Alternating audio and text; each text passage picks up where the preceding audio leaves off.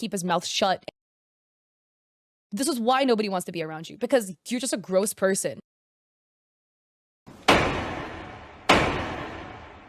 I know a bunch of autistic people, and it doesn't make them assholes. And I think somebody that is an energy leech, an energy vampire, that takes up way more space than he should be taking up emotionally and energy-wise. Everyone come back. We're having a retrial. Hello everyone, I'm Elfpire Eva, and this is Getting Things Straight, a court-style investigative series where we slow down, step back, and actually examine the evidence before reaching a verdict. In today's episode, we're going to be addressing documents concerning a certain VTuber creator known as BaphaVT. This was once previously covered by Catliente, aka Cat and Chat, but unlike that coverage, we will not be operating inside an echo chamber. We will not be reading with predetermined guilt, and we will not be confusing allegations with proof. Instead, we will be doing something radical. We are going to read the documents ourselves, line by line, claim by claim, exhibit by exhibit. We will assess evidentiary weight, we will distinguish between primary documentation and hearsay, we will identify where screenshots lack verification, where context is missing, and where narrative framing substitutes for factual substantiation. And most importantly, we will be following up on the accusations by tracking down the accused for an actual interview. Because journalism, real journalism, does not end with reading accusations dramatically into a microphone. It requires inquiry, it requires verification, and it absolutely requires giving the accused an opportunity to respond. This episode will cover the same 3 documents that were presented to Cat and Chat's audience. However, our purpose is different. We are here to determine whether these documents stand as credible evidence or whether they function as a coordinated hit piece amplified without scrutiny. We will examine the internal consistency of the claims, the sourcing and authenticity of the exhibits, the presence or absence of corroboration, and the rhetorical framing used to guide the audience towards a conclusion before analysis even begins. No loaded language, no guilt by tone, no narrative shortcuts. Only facts or lack thereof. If these documents are strong, they will withstand scrutiny. If they are weak, that will become apparent under examination. And if bias shaped the original coverage, well, we will make that visible as well. This is not about protecting personalities, this is about protecting standards. And so with that, members of the court, let's enter Exhibit 1. Everything started an hour or 2 after the awards show. Messi went live with me like normal on his channel, and we decompressed with chat about how the show went. We gave feedback about editing and production issues we all had when suddenly Bapha appeared in chat asking to join the stream VC. It wasn't my call to make since it wasn't my channel, so Messi obliged and we added Bapha to the call. The moment he joined the call, he immediately kicked Messi out of his own call to speak with me alone. Confused, we agreed, and it proceeded to be about 30 minutes of him venting to me about the show's issues and the gripes he heard us make about the production value while lurking. His tone was irritated, but nothing seemed really out of the ordinary otherwise. After I let him speak for a while quietly, I noticed Messi's chat began to wonder where I was and what was happening, so Bapha allowed Messi to rejoin his stream call. That's where Bapha's tone took a bit more of a hostile approach while talking to Messi and his chat. Messi quickly diffused the hostility, and Bapha offered for all of us complaining to speak to Faye directly, which we said we would once we were able to sit down and fully process what we really thought and what we wanted to say to her. Bapha agreed and then left the call, and the stream went on as normal, and afterwards I went to bed. It was 2 in the morning when suddenly my phone rang. I looked up at the caller ID and saw it was Bapha. Confused, I texted him that I was asleep and whatever it was, he could call me in the morning to talk, at which point he told me that some of my friends were talking shit about him. I had no idea what he was talking about, so I let him know that and reassured him we could talk in the morning. I struggled to go back to bed trying to figure out what he could be talking about, but ultimately I left it alone. This follows up with a screenshot. Looks like 2:17 in the morning, missed call. Yo, get in fam, B, I'm asleep. Need to speak with you real quick. Can't hold my eyes open morning. Okay, cool. Because I heard one of your friends speaking mess about me, and I'm like, okay, call me in the morning because I didn't hear anything about you. Cool. Okay. The next morning, I woke up very sleepily and wondered about Bapha, so I texted him to let him know he was free to call me when he was ready to help him get to the bottom of whatever he was trying to tell me last night. He called, and when I answered, I was greeted with screaming and swearing. I was stunned into silence, as I had never seen him like this, and so I let him talk. He was a dear friend, and I figured maybe he just needed to get it out of his system. But the longer he ranted and raved, the more aggressive he had become. This eventually divulged into him threatening to physically harm people and naming a specific streamer he knew I was friends with, that was pissing him off. One of the most jarring comments being, "I'm not Andron, I'll slap the shit out of anybody that can meet me at TwitchCon." I would like to take this moment to point out that there doesn't seem to be any accompanying screenshot with this specific quote. After more time, he finally told me exactly what he was talking about. He had apparently been told that people in Messi's chat were talking shit about him, which explains why he had shown up and why he is so irritated and hostile when he joined the stream. Bapha had never been at one of Messi's streams prior to that interaction, and I had thought to myself that him being there was odd. He was sent there. He was sent there with false information. I reassured him nobody was talking shit about him and told him if there was something going on in Messi's chat, he saw that we didn't, to let Messi know as it was in my stream. I didn't understand why he was talking to me about this in the first place instead of the actual streamer, why I was being used as the emotional punching bag. I left the call pretty shaken and explained to Messi what happened in full, as I had been panic texting him during the call that Bapha was being extremely hostile and freaking me out. And here we have two screenshots. Bapha just called me and is cussing people out, threatening to slap people. What the fuck is going on? Baby, what the fuck, oh my fucking god. Let's see here. I'm awake now. Let me know you're free and we can talk. Who in the world is talking shit about you? 15-minute call. Messi says he still has the VOD, but it's unpublished, so he can go through it if you want. Do you want him to? No, it's okay. Okay, because he's wanting to go through and find out if his chat was saying shit about you. He loves you and wants to make sure he checks his community if they weren't being kind. Messi called me back and I explained to him in full what had just happened and asked if he still had the VOD for the night so we could look through it to see what Bapha was talking about and reassure him. He agreed, so I let Bapha know we were more than happy to go through it, at which point he refused. Given how insanely hostile he was with me and about the situation, I thought he would have jumped at the opportunity to get some hard proof, so his refusal struck me as odd. After that part was resolved, Messi decided he wanted to call Bapha himself and talk for a bit to try and better understand the situation. I warned Messi that Bapha was in a really bad mood, but he said he could handle it and called him. After that call ended, he repeated what I was told, which is essentially that Bapha declined the offer for us to come to the VOD. Not only that, but Bapha was kind and not angry at all on him with the phone. Outside of that, Messi had asked Bapha who it was that told him there was shit being said about him in the first place because the person was clearly trying to start shit, but he refused to tell us. But I was sitting in a VC with friends who were streaming the space and I listened there. In this space, he was rude, callous, and noticeably more hostile towards women and femme-presenting people. This is a behavior that particularly stood out to me given the aggressive nature of the way he had spoken to me and as opposed to Messi. The longer I listened to him in the space, the more disgusted I became with his behavior. Eventually, I left the space. Shortly after leaving, my phone began to ring again. It was Bapha. I got a pit in my stomach because I just knew what was going to happen. He was going to once again use me as an emotional punching bag. I was still on the call with friends, and at this point I began to cry and panicked. I alerted him that he was calling again, and they helped me keep calm and not answer the phone. I told him a quick lie as to why I couldn't talk and left it at that. He called again once more around midnight while Messi and I were asleep. I woke Messi up panicking, and he was eventually able to calm me back to sleep. The guilt from avoiding Bapha began to eat at me, so I messaged him back with an excuse around 3 a.m. He insisted I call him to speak with him right then and there. I protested because not only was I not in the right headspace, but Messi was asleep and I didn't want the noise to fully wake him up. He eventually settled on messaging me instead. I was right that it was indeed about the space he briefly went into. What I didn't expect was for him to lie about what had happened in it. Again, my username wasn't directly in the space, but I was listening through a friend, assumably under the impression I wasn't there. He would tell me about how he had conducted himself and threw a pity party, even saying he was considering graduating. I told him everything was going to be fine and to take a few days off. Then I insisted I go back to bed with Messi, but that I would check on him in the morning. And here are screenshots. I assume to collaborate that. Let's see here.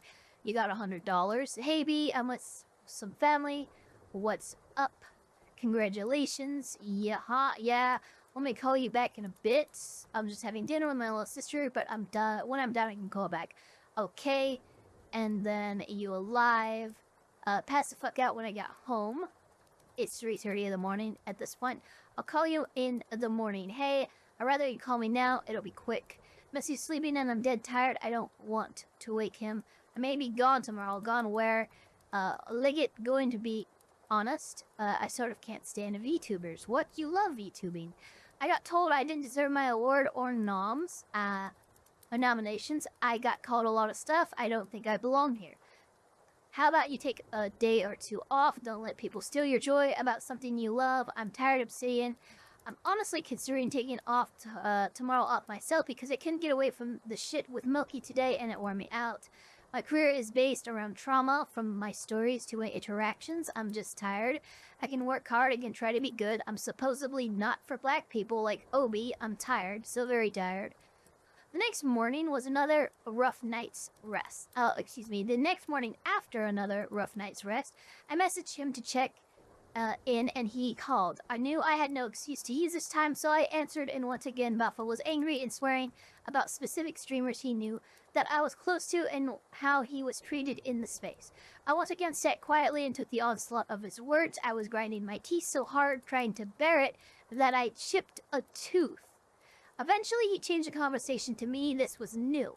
He told me about how the winner of my category, Milky, was taking quite a lot of heat. I immediately expressed sadness for that happening to her, as I had already seen in her negative comments about Milky's model, and put out a statement asking people to leave her alone. It was hard to hear she was still getting heat. Hey, and I guess this is their statement. Hey, guys, I know some of us are a bit confused and shocked about me not winning my category in the show last night, but I'm formally asking you all to not insult the winner's model, especially not for my sake.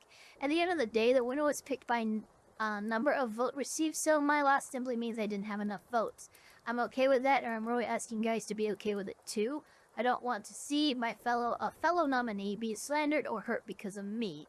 I will work harder in future years to come and earn a win, I promise. Insulting another creator is not the way to handle your feelings, and if you're one of the people publicly doing it, you aren't a fan of mine. I do not condone this behavior. Please stop, Obi. His tone had shifted from angry to matter-of-factly. It was at this point in conversation where he suggested I put out another statement. Not for Milky, but for the BVAs. The words he said to me still ring in my head. You know, I really think you should put out another statement, especially because a lot of the arguing going on is because of you. Once again, let's see here, just real quick. Yeah, once again, a lot of quotes that are being led. You have a lot of screenshots here, but weirdly enough, you are quoting him and don't seem to have screenshots or recordings for those quotes, which is a little bit odd to me. My heart sank. I did recall seeing people use category as an example of how certain categories weren't done. Well, wait a minute. That's right. You know, I really think you should put out another statement, especially because a lot of the arguing going on is because of you. My heart sank. I did recall seeing people use the category I was in as an example of how certain categories weren't done well, and I had not seen any arguing specifically because of me or my loss. Within a few minutes, he had convinced me that I was at the center of quite a bit of discourse. I told him I had no idea. I would probably say something further per his request, and we ended the call because Messy had woken up and I wanted to spend time with him. As soon as the call ended, just to further push the situation onto me, he sent me a screenshot of Milky in distress on her Twitter page. I'm assuming that's what these are. For his sleep right now, I'm so dead tired. B, don't graduate. Just call me in the morning, okay? We need to finish this talk. But I'm about to pass out, and Messy's stirring a lot. I need to sleep, and I don't want to wake him up. Don't do anything sudden. We'll see. B, hey, yo. Call ended after 15 minutes. This looks like the screenshot of Milky's post. And then I told people not to attack that girl. Ugh. Fuck this place. A few of the winners are contemplating graduation. You busy? I was knocked the fuck out. Sorry. I'm tired. You alive. Okay? Seeing Milky be upset about her win got spoiled further, fueled the flames Bapha put in my mind that somehow what was going on was my fault. So I began to write up another statement to speak positively of the BVAs, the winners, and the hosts.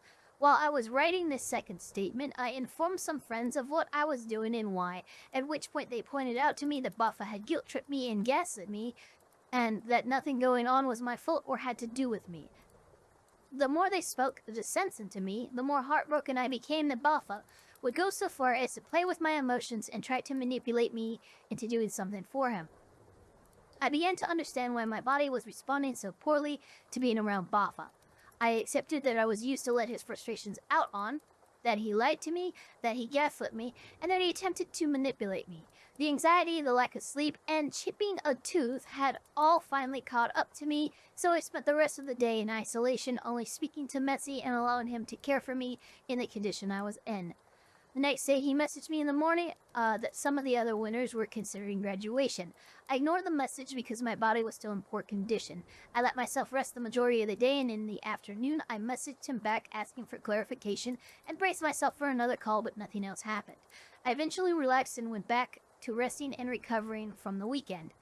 Once again, in the middle of the night, he contacted me. The text woke me up out of my sleep, and I began to panic again.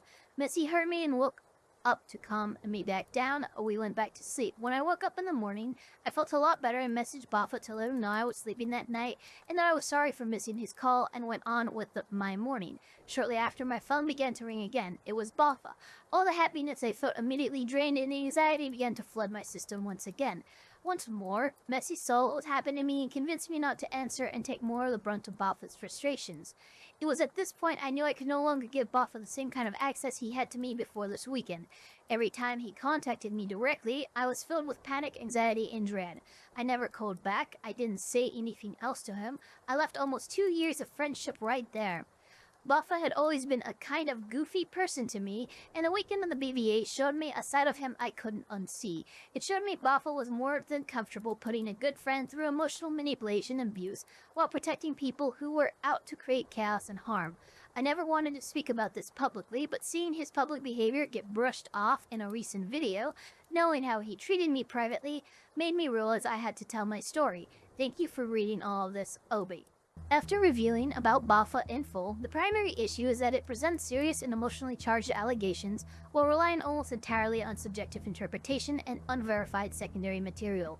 The document emphasizes perceived tone, inferred intent, and emotional impact, but provides little in the way of contemporaneous objective evidence. Screenshots and messages are frequently referenced as support, yet are either missing, cropped, lacking metadata, or stripped of surrounding context. Raven notes.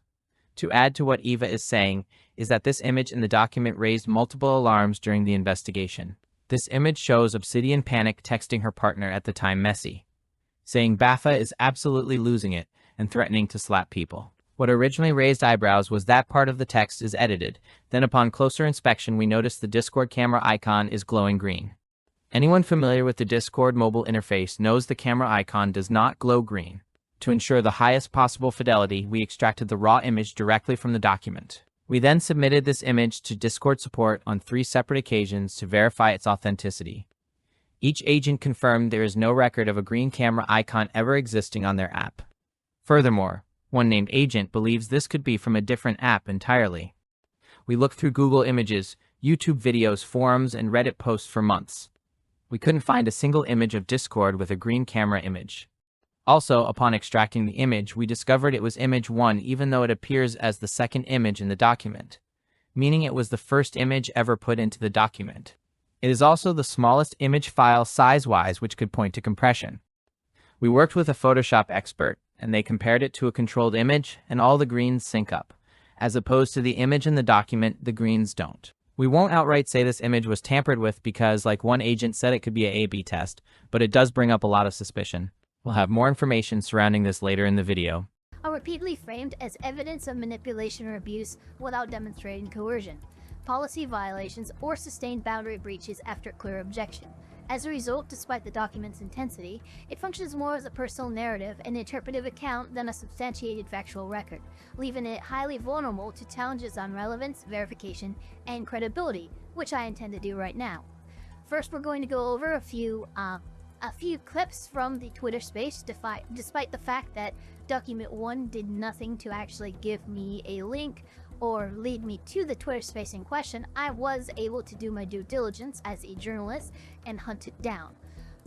In the light of doing your due diligence as a journalist, I also decided to try and reach out to BaphaVT, where I was able to secure an interview regarding all 3 of these documents. After the Twitter space clips that I have to show you guys to show that Bapha really wasn't being overly aggressive, and in fact the people in that Twitter space were being very rude and just generally mean-spirited. After that, we will do a little bit of questions from Bapha regarding document 1, and then we will move on to document 2. Like, stop collabing with all these white folks. What are You can go off collab with them, whatever, but I'm just saying, the whole collaboration king-queen, and most of them white, is crazy anyways.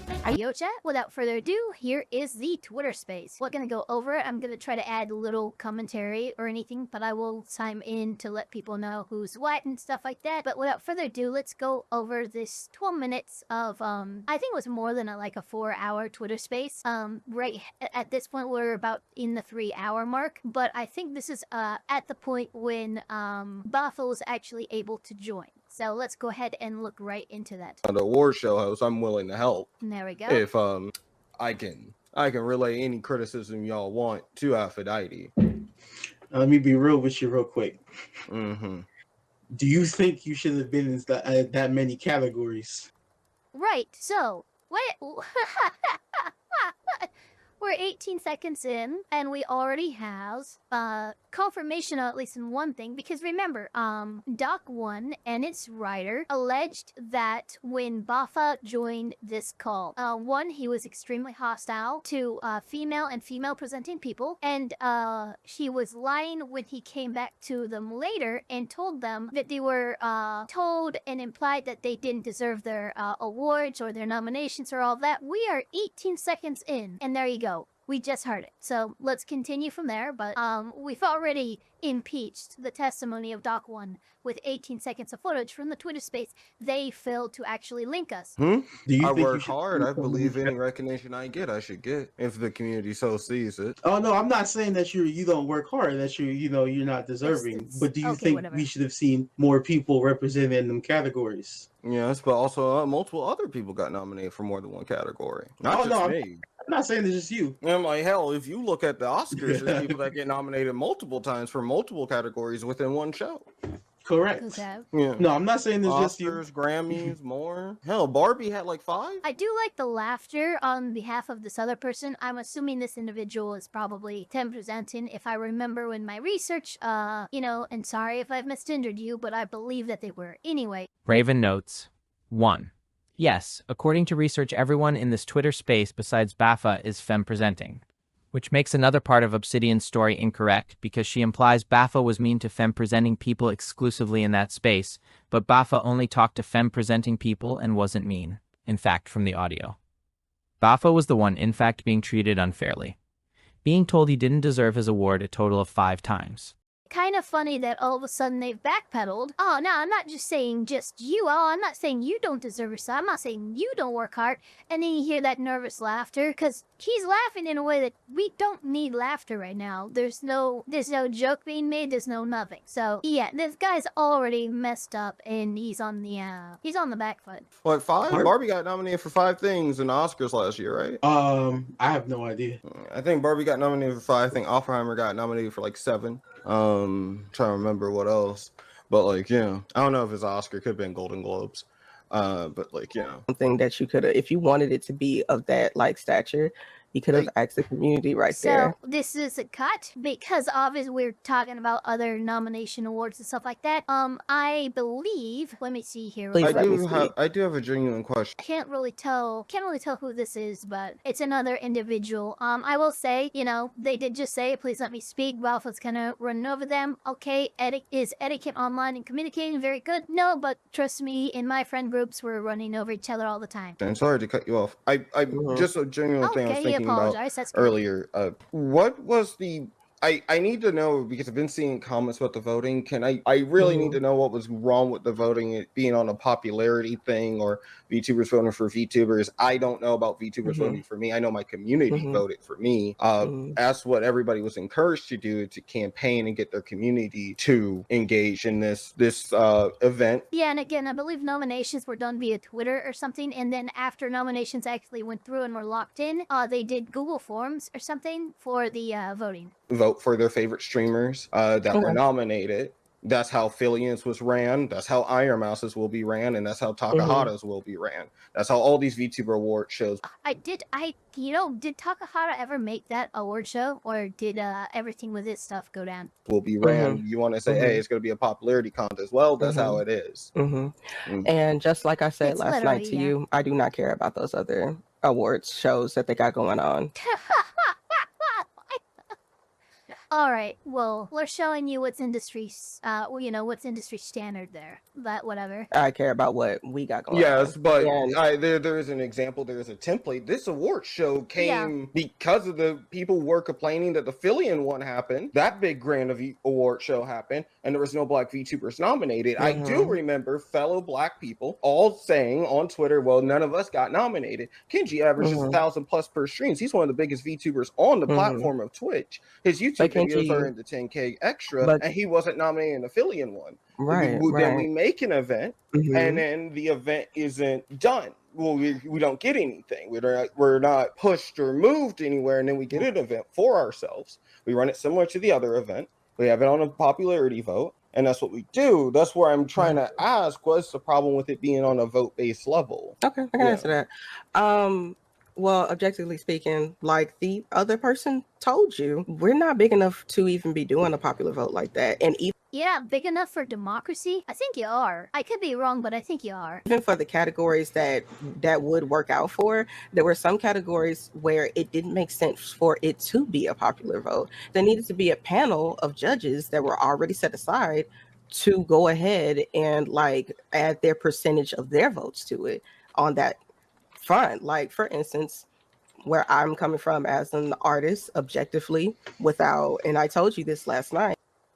Wow. Okay, so we have somebody who's advocating that their vote should mean more than other people's votes. That's what they're saying. They're like, they need some kind of counsel. Me as an artist, I would have, okay, first of all, democracy seems to elude you in its concept, first of all. Second of all, your shit don't smell any better than anybody else's. So I'm sorry, but that's a little bit of criticism I have of whoever this is.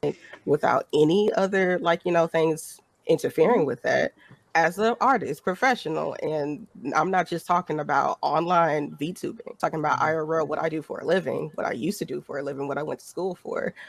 The design category should have... Wait a minute. Okay, are you actively doing this for a living, or is it what you used to do for a living? Because you kind of gave us 3 claims there. You claim you went to school for it, you claim it's what you're doing for a living, and then it's what you used to do for a living. You can't have all 3. Well, you can't have 2 of those exist at the same time. If you're actively working as a professional, then that's just what it is. You don't say, I used to do this for a living, when you're currently doing something for a living. Been handled percentage-wise by a panel of Black designers and artists. Yes, because if I remember last night, you disagreed with the winner. I do have a question. What would your response be if this was handled by a panel of artists and designers, and then the same person won again?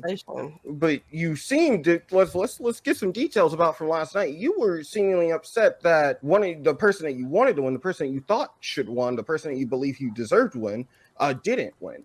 No, what I said That is what she said. Hey, what the fuck? Would you like me to repeat what I said? What? Okay, so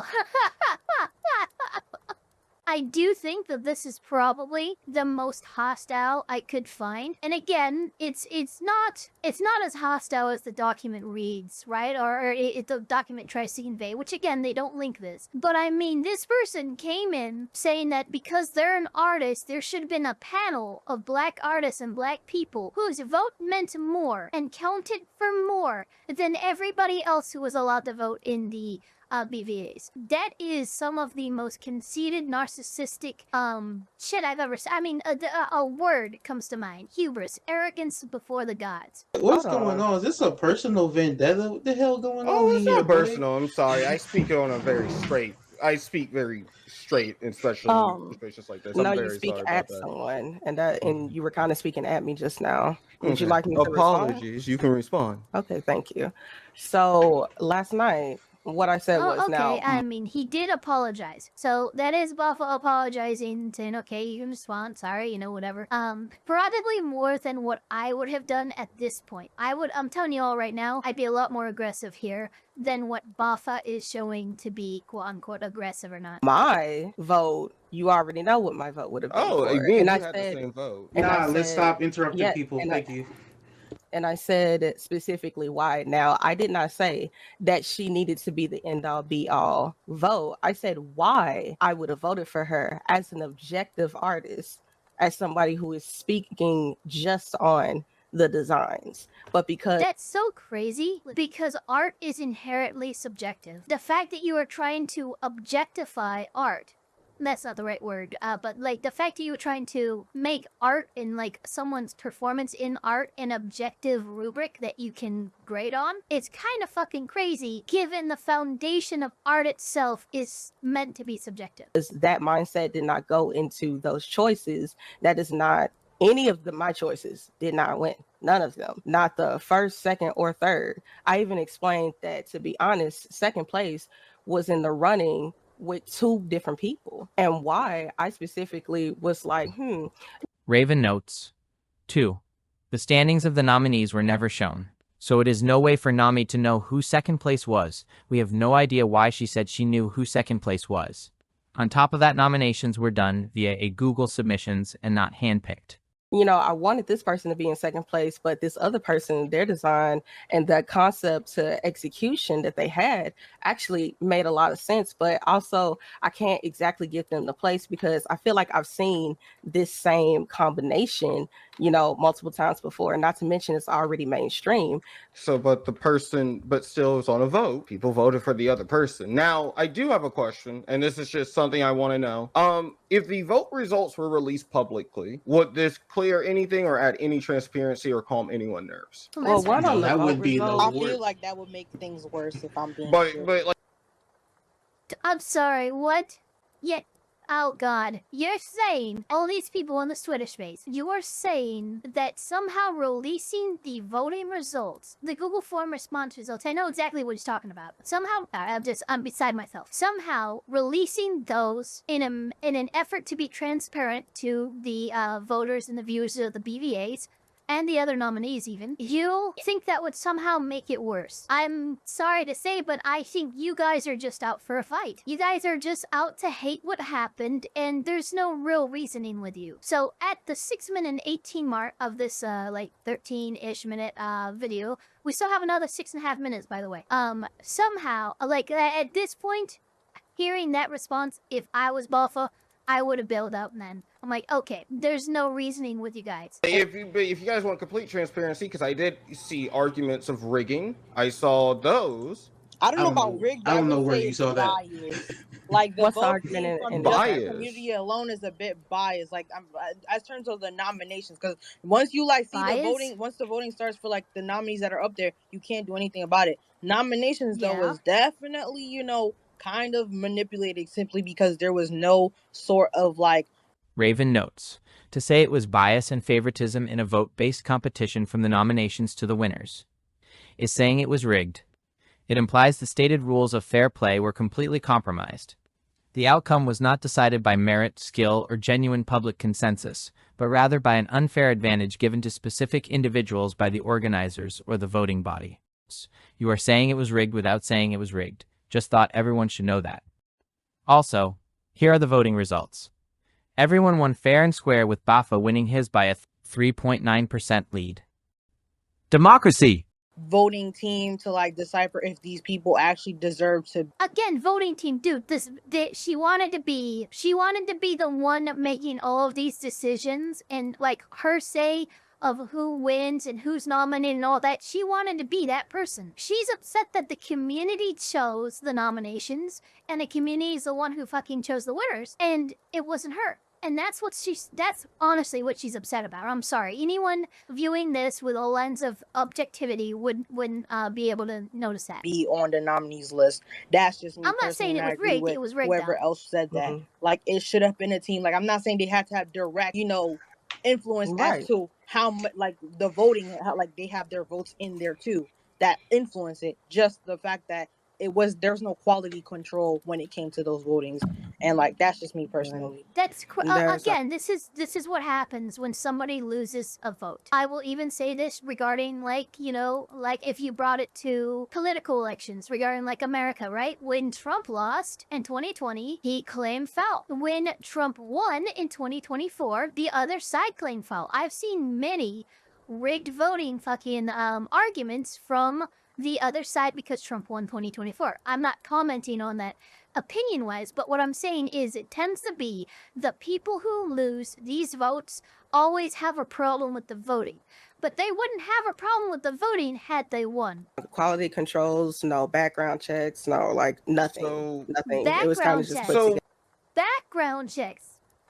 Wow, okay. I mean, I'm sorry, but as a VTuber, I don't want people doing full-on background checks into me if I'm just a nominator. I'm a nominee of an award show. Like, you know what? I'd rather not even participate if we're doing background checks on people. Why are you saying these people aren't deserving of the categories they got? And because there was no quality control. Like, it was not because it was. And there you go. Okay, there you go. He just asked a direct question. Why do you guys think these people who won their nominations and were nominated for these roles, for these categories, why do you think they're not deserving? They didn't say, I'm not saying that they're not deserving. No, they said because it was biased, because there was blah, blah, blah, blah, blah. So they absolutely believe the people who were nominated and the people who won this award show were not deserving or didn't deserve to win. That's where we're at. Some of them genuinely, I'm saying, like, they didn't deserve to be there. And that's not me trying to take away any glory from anyone. I'm not saying that, what you got it, bro. Congrats to you. And that is totally fine. But next time, I would love to see people who actually deserve to be in certain categories. Actually deserve. I don't deserve? Damn, I'm not saying you don't deserve. I'm not saying I'm sorry. There we go. We just said, I thought I could make it through the full 12 and a half minutes. No, we're 7 minutes, 48 seconds in. I'll give you guys in the link in the description below. I will give you a link to this Twitter space cut up because I cannot handle it anymore. That was pretty much the big things I needed to impeach anyway. So I brung Echo the comments up. I want them to have their time to talk. I don't want them to sit there and wait. I'm also gonna bring up Plush Poppy after them. So Echo, if you got something to say, go ahead. Oh, I am perfectly fine with waiting because I'm an impatient person as it is. But dude, I'm gonna hold your hand when I say this. You did not deserve to be in multiple categories because you cannot sit up here and say you for everybody and can't be for everybody. Because that is a bit dead. Yes, I can't be for everybody. Favoritism. As far as I'm concerned, I produce videos every month, produce 3 shows. Raven notes. 3. We would like to thank the person for giving us this recording of the Twitter space, as it has been deleted, but more on that soon from Master Eva. Raven notes. 4. This presents a pattern with this document. Anything that could contradict this story is just not linked or cropped out. The Twitch stream, the Twitter space, and the video are just not linked. Upon review of the Twitter space and YouTube video, we can say with confidence that these weren't linked due to how it contradicts the narrative. Cat couldn't be bothered to do research. How they describe Bapha acting in that Twitter space. Black woman. Black woman. I am dark-skinned and bald, so I hate you. Versus how Bapha was actually acting. I look at the computer say, Floyd said, fuck T.I., fuck Nelly, fuck 50. I'm like, what do you say fuck me for? Talk access the home Wi-Fi network. Only if the user turns on the Wi-Fi. Also, just to add the people bullying Bapha in this Twitter space. Celebrated afterwards, making tweets about how they got him, and even how they wanted to beat him up. Bringing up how Bapha told Aphrodite something. We had Bapha give an answer to what they were talking about. So what they're referring to is that they think I'm the one that told Aphrodite that they were upset that she was part white. I didn't believe they were upset. They just kind of asked me, was she? Aphrodite would get tweets the next day about her hosting the BVAs and being part white. And then she made a tweet saying that she wasn't ashamed of it. And then it revealed that her father was Robert De Niro and all that. And that was about it. I wasn't the one that told Aphrodite that, oh, people are upset that you're part white. No, Twitter told Aphrodite that they were upset that she was part white. And then she would make a tweet, which would result in Afro and then some other people believing that she was lying. And then Afro would make a meme saying she revealed herself as a Nepo baby. That's not what that means. And yeah. There you go. By the way, getting mad that Bapha maybe brought up to Aphrodite a complaint you had with her that she was part white is just you saying you were a part of that conversation. Also, trust me, these people have problems with Aphrodite being part white, saying she's not black enough, and white people in general. Here's just what we can show you on YouTube from some of their Twitters, because it's yikes. Echo even brought up in the Twitter space to Bapha's face, saying how can he say he's for everyone but not be for us? This audio was played. This is in regards to Bapha committing the cardinal sin of working with white content creators as a black man. This is a joke, by the way. Basically saying Bapha isn't for black people, and that this further proves it, and that him defending Aphrodite and anyone for that matter that defends Aphrodite is a race traitor. I wish I was making this up. Cat, I beg you, next time do research before reporting. Without further ado, what we're going to be doing after this is we're going to switch scenes here a little bit, and then we're going to actually ask our questions of Bapha regarding document 1.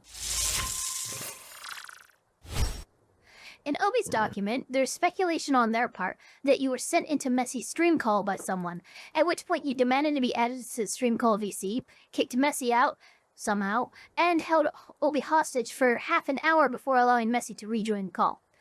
Despite the fact that it's not possible to kick somebody out of their own stream call on Discord, can you explain actually what happened in that moment and how that interaction went down? So I was watching the stream via a screen share from a friend because we were sitting in a call celebrating the BVA wins, just kind of talking, and they were showing me Messi's stream. They were like, oh, Messi's talking about the BVAs. He's trying to give some takes on it or whatever. And Obi was there and some people in chat. And I was like, okay. Oh, so you were doing what Obi was claiming to be doing regarding the Twitter space? Yeah. Okay, gotcha. Yeah. So this friend is showing me this. And I was like, I've seen Messi stream before. This friend has rated Messi quite a bit. And I was like, okay, cool. And I'm listening to him talk about some stuff about the BVAs. They had some gripes. They had some things here and there. One of the big things they kind of kept talking about was they did not know how did certain people win, because they're like, oh, this person has more followers than this person. This person's more well-known than this person. How are they winning? And it's kind of like dancing around like a rigging allegation. My nomination got 200 likes. How did I not win? Yeah, well, yeah. Did they vote on the Google form? Because if they didn't... Yeah, that was a big thing. Obi said, well, I announced my BVAs thing with some art, and I had like over 200 likes on it, and I didn't win, and da-da-da. It's like, okay, whatever. They're talking about people not winning. It's whatever. And I was like, huh. And then they were talking about the staff, which that perked my ears up, because they were claiming some people were white. Yeah. They were claiming some people were white who definitely wasn't white, or we just did not know the ethnicity of. One of the people they claimed were white was my editor. My editor at the time. Isn't your editor like Asian or Hispanic? They're like Colombian, if I remember correctly. Yeah, they're like straight up Latino, like not anywhere near. Okay.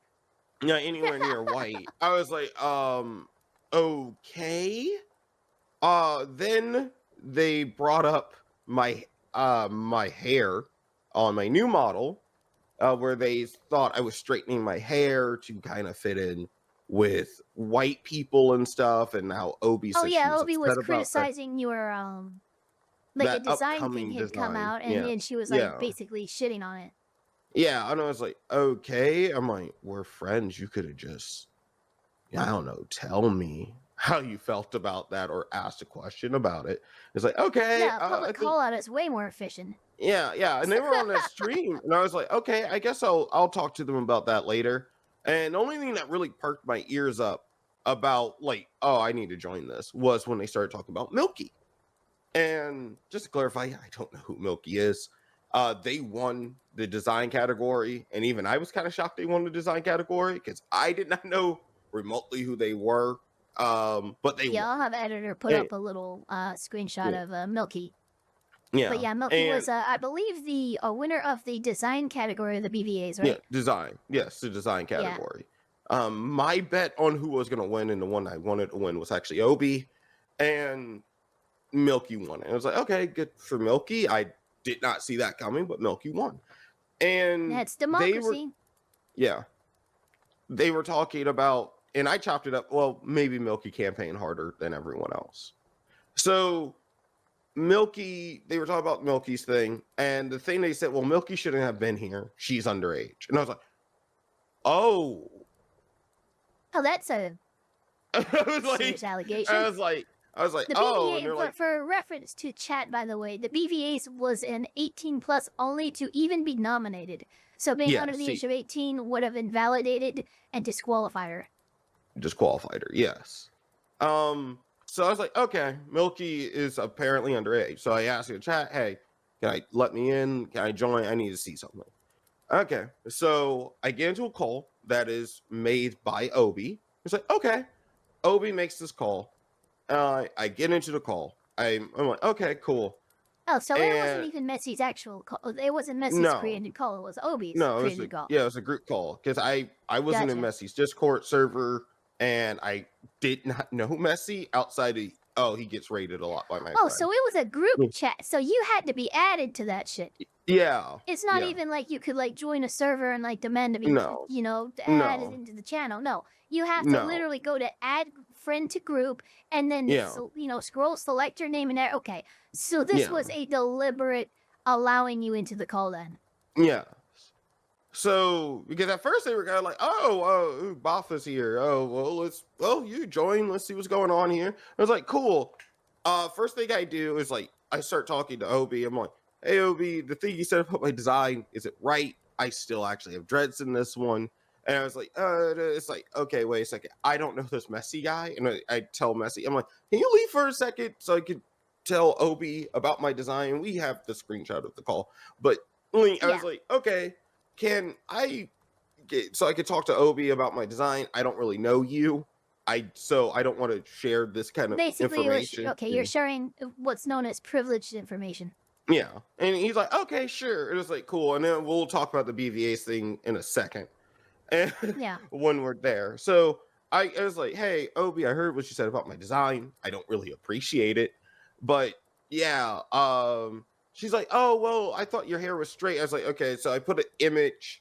I think I put 2 images in the chat. No, I put 1 image in the chat. Yeah, I got it. And yeah. And I was like, okay, this is how my design looks normally. I'm going to screen share. I'm going to actually show you some stuff that hasn't been revealed yet. I'm trying to be as cordial as possible. I don't like what she said about my design. Because I'm very attached to like things like that. And I was like, cool, let me just tell you and show you this. I'm like, okay, this is what this looks like. I'm showing her stuff that hasn't even been released to the public yet at that time. I think only wasn't me, the my mods, accusation that you were ditching your dreadlocks to fit in better with white people? I believe was the yeah, it vernacular. was something like that. Yeah, you're like, oh, he's getting rid of his dreads to try to grow bigger. Which I'm like, you no, are not. Which, by the no. way, here chat, I'm gonna throw up an image of the quote unquote offending piece. As you can see, it's a very 2D and flat style, but that's still clearly dreads. Yeah. So I'm telling her how my dreads work. I even told her like, hey, like with this design, it's molten steel meant to resemble dreads, and this design is quartz meant to resemble dreads. Ab draws flatter than Salem, so as you can see, I was comparing the images, I was screen sharing them, and I was like, oh, she's like, oh, okay, I get it now. Now I see it. Now I know that they're dreads. It was like, okay, cool. And I was like, yeah, you could have just told So me. from She's like, kicking them yeah. out to like letting them back in because you have now finished sharing this private information with Obi, how long do you think that call took? It was maybe about 8 to 12 minutes. Like, so it was not long. It was just kind of me talking to her about my design and then saying, I was like, you guys said some stuff about the BVAs, what's going on. And she was telling me a lot of people were really upset about it. I wasn't aware of anyone being upset about it. I was like, oh, okay. And I was like, I heard what some of you guys said. I just wanted to know about the Milky thing, and I'll see what other criticism you guys have, and I can get that to Aphrodite or set up a meeting between you and Aphrodite, because Aphrodite was the one that mainly ran that show. And she's like, oh, okay. And I'm like, cool. I'm like, can you ask Messi to get back in? We can have this little conversation. And I really want to know about this Milky thing. She's like, okay. And I'm like, next time, just message me about a design thing. I'll always clarify it with you. We're homies at the end of the day. And she's like, oh, okay, yeah. Because I really was like thinking you were getting rid of your hair. And I was like, no, I wouldn't do that. And she's like, okay, cool. So Messi joins the call. I'm like, cool. I was like, yeah, let's talk about the VVAs. And he asked me some questions. And I was like, okay. He's like, he asked me about what Aphrodite's race is. And I was like, Aphrodite's half black. And I'm like, he's like, oh, okay. And I was like, was that important? Oh, not black enough. Sorry. He's like, oh, well, no, it's not important. I just wanted to know. Some people in the chat were talking about it. That's I was fucking like, oh, sus, okay. man. Yeah, I was like, okay. That's all I'm gonna say. That's sus as hell. What percentage of black are you? Do you know if look, that's literal Nazi stuff if that was white.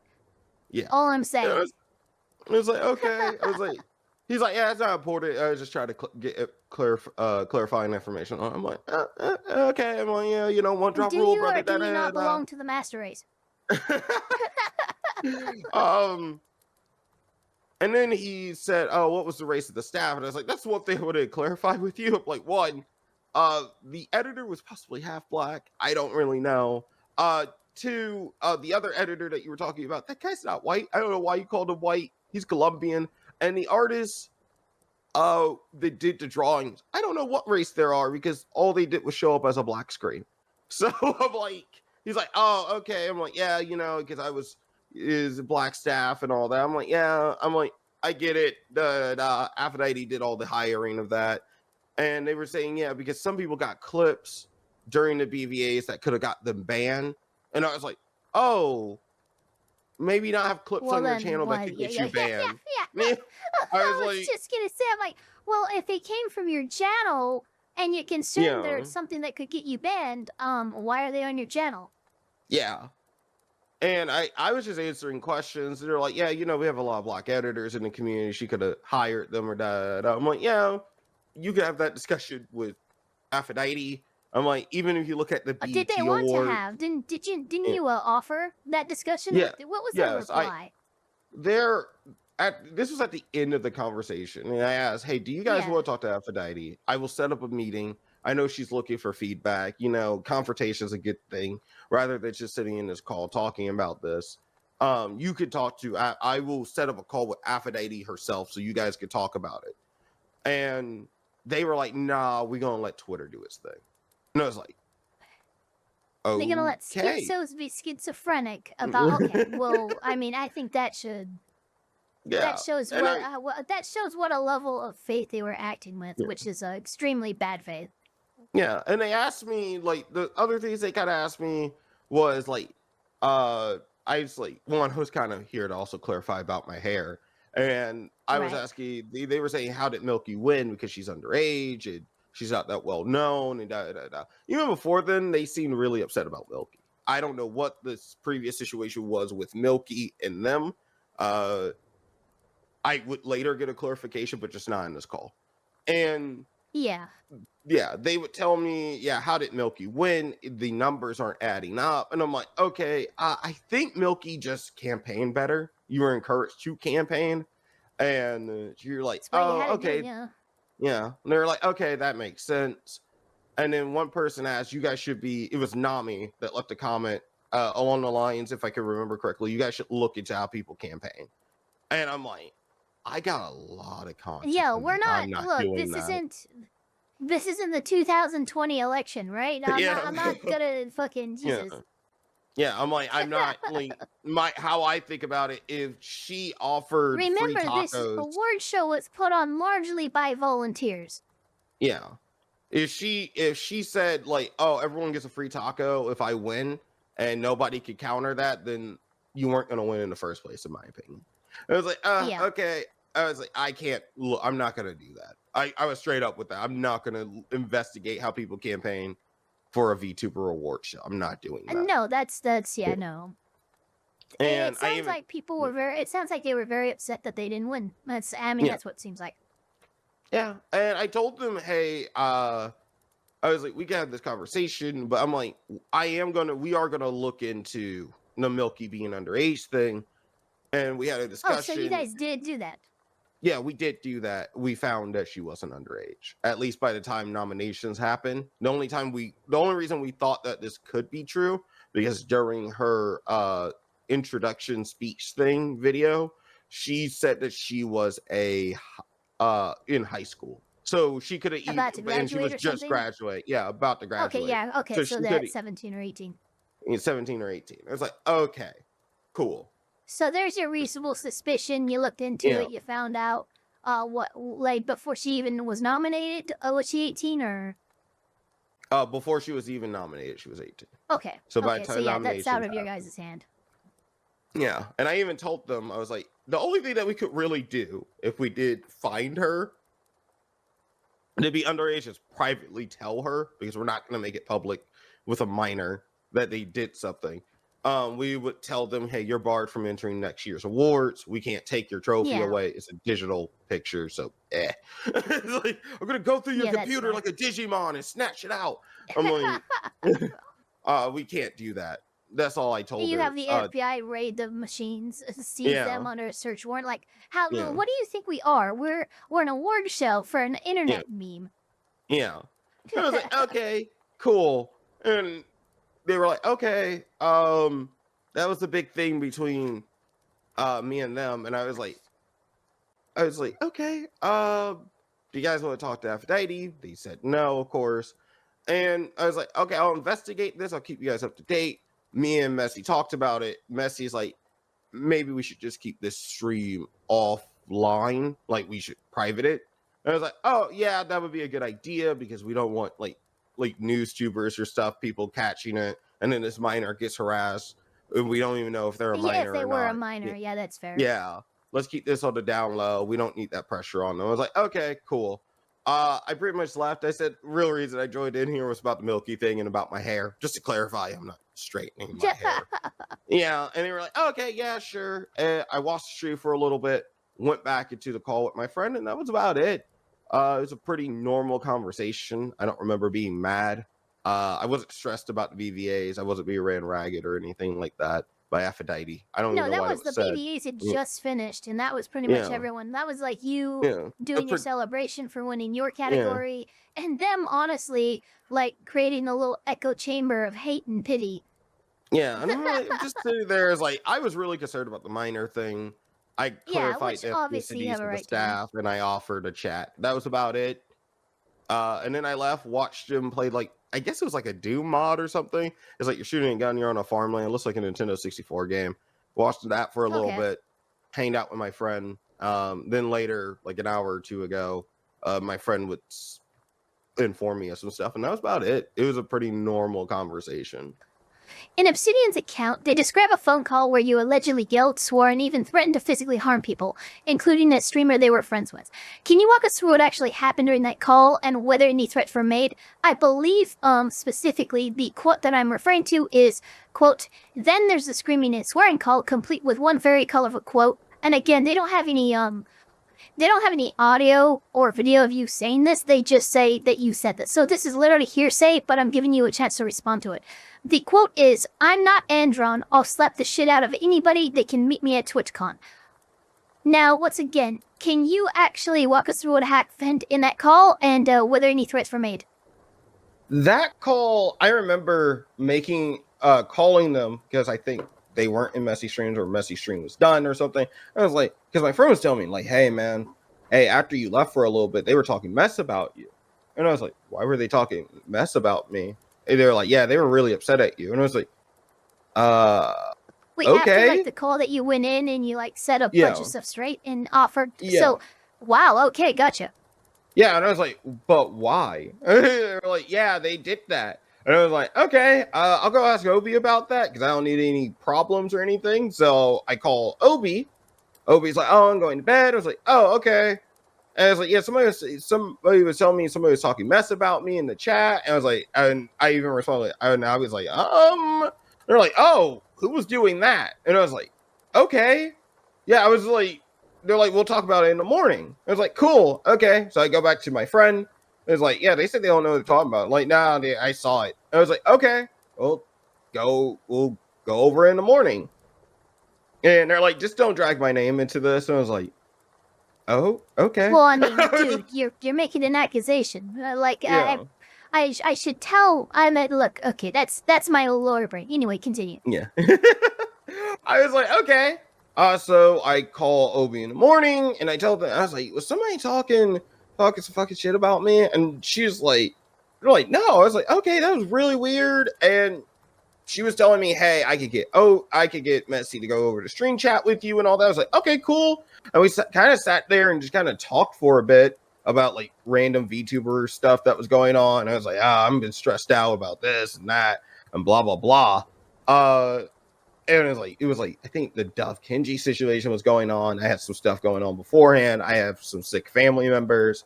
And we just kind of sat there and kind of talked about life for 15 minutes. And I was like, oh yeah, I didn't know you and Messy were dating. And they were like, oh yeah, we've been dating for this long. I was like, oh, you two seem cute and da da da da da. And like, he seemed like a cool guy. I was like, congrats on your relationship and all that. She's like, thank you. And I sat there and talked for 15 minutes. She's like, yeah, I'm waiting for Messy to get in. And I was like, oh, waiting for Messy. I was like, okay. And we pretty much talked there.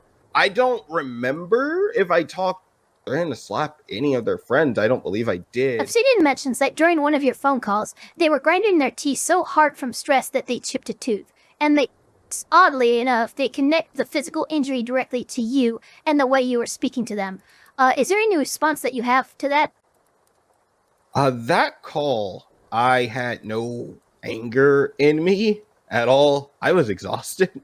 If you could look at the messages, I was exhausted. Oh yeah, no, in fact, I'll have Jamie bring up a couple, but you look defeated and like done with not only VTubing, but like maybe life. Yeah, I was just tired. Like I was kind of went through like all phases. At first, I was mad. This is before I ever had to call it Obi. And then after a little bit, I was just sad and just really, really tired. It was just like, I was just kind of over it. I was like, I'm kind of getting tired of this scene. It was an issue after issue after issue beforehand. It was always, the one thing I don't miss about VTubing, it's a constant, there's always something going on. And it kind of gets exhausted because how interconnected this community is. You never have any more than a few days between an event. Yeah. It's like, and it's so interconnected. Like, you will be vaguely connected or hard connected to some drama going on. You are not out of it. So the person like Elf, you'll be like, something happened with this VTuber. You'll somehow be like connected to. You'll be like, how? Wait, I was just working with Tony a little bit ago. Yeah, that's happened to me a couple times. Yeah, and now you're connected to it, and it keeps going, and behind the scenes stuff. It was just getting exhausting. And then the Twitter space, I was like, I'm kind of done. The Twitter space, how people were being treated with the BVAs, like Tiffany Witcher got a death threat. BaphaVT was called racial slurs in her Twitch chat. I saw some other people thinking about quitting. You were told to your face that you didn't deserve your award. Awards, I didn't deserve my awards, that I wasn't for black people. And like it was just kind of like dogpiled on. It's like, and just seeing people just kind of like people, including me, just kind of stressed out and tired about it. And I'm just to a point where I'm like exhausted. Sense. I couldn't even muster energy to be angry. And pretty much like what me and Obi talked about was just essentially like the stress. And she was giving me words of encouragement. Don't let these people put you down. Don't do any of that. Don't let these people put you down and take your sunshine or your light away from you. And she was like, yeah, these people were really rude and that should not have happened to you. And it's just uncalled for, but you're going to have to let it go. You're going to have to move forward and remember to believe in yourself and your community and your friends like me. And I was like, yeah. And it was a very nice call. I vented a little bit about like some stuff going on in my life and stuff like that. It was a very nice call, but they chipped a tooth. Yeah, I Did you hear? I have to ask this only because if you're in call with them and somebody chips a tooth, you're gonna feel that. You're gonna. There's gonna be noise. There's gonna be a reaction. Was there ever any on her end any indication that she had a physical injury while talking with you? No. It was no owl, Okay. it was no yelps, nothing. Just nothing. No They freak seemed out fine. as she looks in the fucking mirror and she sees that she doesn't have a fucking tooth. Yeah, No. I mean, look, even if it's not painful, it's very alarming, and there's no... I've never seen someone just turn off that reaction. Unless they're super drunk. Oh, the only things I kind of told her is like, hey, and Milky was also getting bullied. That's why I sent her the post afterwards. I'm like, Of I'm course she trying to was. look for it. And I was like, okay. I'm like, okay, thank you. I really needed those words of encouragement. And she's like, anytime. And I was talking about statements, and I was like, hey, I'm thinking about releasing a statement. I know Fitness did release one, I believe. I know BaphaVT was working on one, and we were all doing that. I was like, hey, the design category thing, I'm seeing a lot of people use that as a way to diminish the awards or to get at people for like Milky for like winning. Like, could you maybe release a statement? She's like, I already did. But maybe I was like, okay, if you ever want to say anything nice about the BVAs, do you have anything nice to say? Could you? And she's like, I'll think about it. I was like, okay, thank you for all that. And thank you for the Yeah, conversation. she didn't have anything nice to say. Yeah, it was perfectly kind of fine, kind of conversation. I didn't tell her, oh, I need you to do this. Like, no. Everything was as normal as possible. And then I went on to stream, kind of revigorated. She was in my Twitch chat, as happy as can be. I never recall anything about a chipped tooth or anything. Oh, so wait a minute. After this call, you went on stream and she was just chilling in your chat. Yes. After she even subbed to me. Okay, yeah. well that's and that's talked pretty about the telling. new design and stuff. Yeah. Yeah, that's pretty telling. It was perfectly fine. As happy as could be. Yeah. Raven notes, everything with Bapha's claims of event checks out. One of Obsidian's claims is that Bapha kicked Messi out of his own stream call. Well, that's not possible because Bapha didn't even own the call, and it was a group call owned by Obsidian. Even then, you cannot kick people out of calls you don't own on Discord. It also wasn't a stream call like in a server. So Bapha asking Messi to leave to talk about his design is more realistic and enhanced by. The image of the group call itself, which was never included in the document, shows an image of Bapha in the chat. This is also even further enhanced by Obsidian herself in Bapha's Twitch chat, stating how she now sees what he was talking about regarding his hair. This disproves another huge part of Obsidian's document, that being they were avoiding Bapha and staying out of his sight. Because, as you can see by the chat logs themselves, Obsidian is in the chat enjoying themselves and even subbing to Bapha. A former mod of Bapha even states that they saw Obsidian in the chat for a June 24th episode of Pass the Accord. These streams were deleted due to copyright issues, so no chat log exists. Upon research, we even found another cropped out message in which Bapha, obviously saddened by the mistreatment he received in the Twitter space, said he wished he had taken a VTuber or gig to Obsidian. Obsidian even told him to call her by a different name. Now I don't know about you, but the only people I give money to, and tell possibly my real name to, that I'm afraid of is the IRS. I'm crazy enough to take on Batman, but the IRS? No, thank you. With all these other pieces of evidence provided throughout this video and the strange state of the screenshot showing Obsidian panicking to Messi, it starts to paint a picture that just doesn't make sense. Like even in the document, Obsidian goes on and on about how she was afraid of Bapha in real time, only for her to later say in that same document she only realized she was afraid of Bapha when their friend group told them. What makes this situation even more suspicious is that during this investigation after Master Eva made a comment under Kat's video on the topic implying they are looking into the Bapha case. After this, an attempt at hacking Bapha's Twitter account happened. Multiple tweets and accounts were deleted, group chats were left. That Twitter space, Obsidian claimed Bapha was rampaging on, which when listened to shows the exact opposite. That was deleted. Remember when Bapha said that Obsidian and Messi brought up the race of his editor at the time and he had to clarify? Bapha has a DM of him talking to the person he was watching the stream with about that. What makes this even more interesting is that this person is now seemingly friends with this group, have deleted all DMs they've had with Bapha around the time Master Eva left their comment. In this trend of deleting potential evidence, Obsidian themselves has deleted themselves off the internet completely. According to a source, they did a surprise graduation stream after doing a 30-day subathon, where they stated people are after them and that they need to go, deleting all socials including their Discord, which deletes all messages between them and Bapha. You would think Bapha is Wolverine and that he got his memories back and these people were a part of the Weapon X program, with the way these people are going out of their way to delete evidence.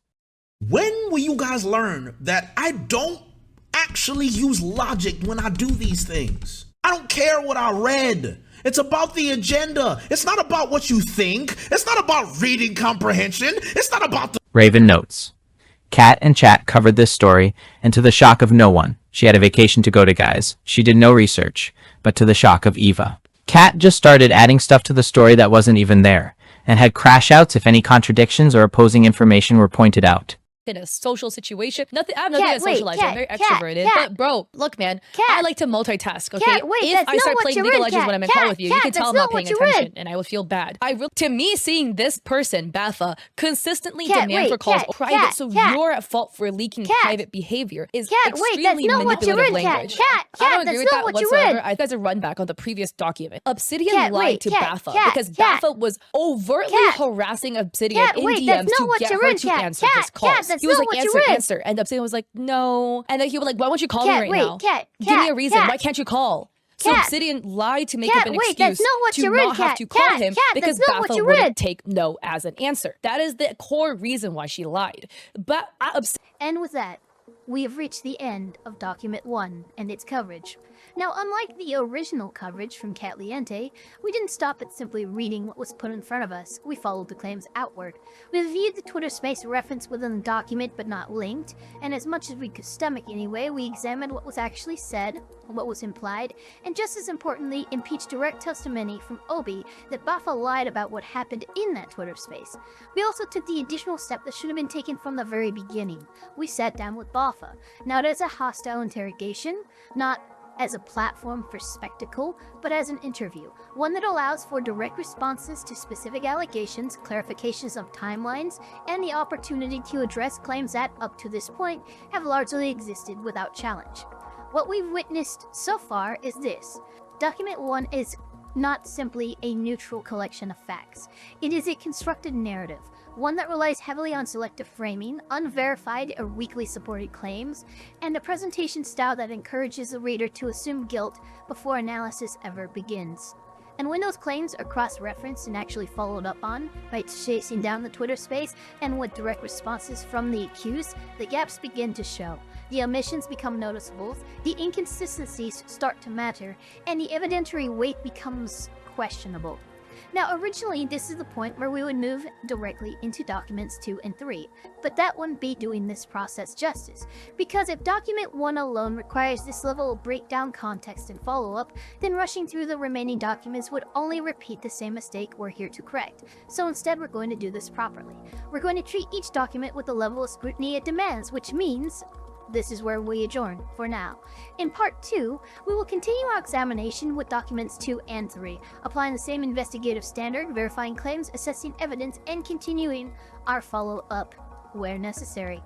Don't forget to like, comment, subscribe, hit that notification bell as hard as you possibly can if you've enjoyed this content, and we will of course see you all on the next one.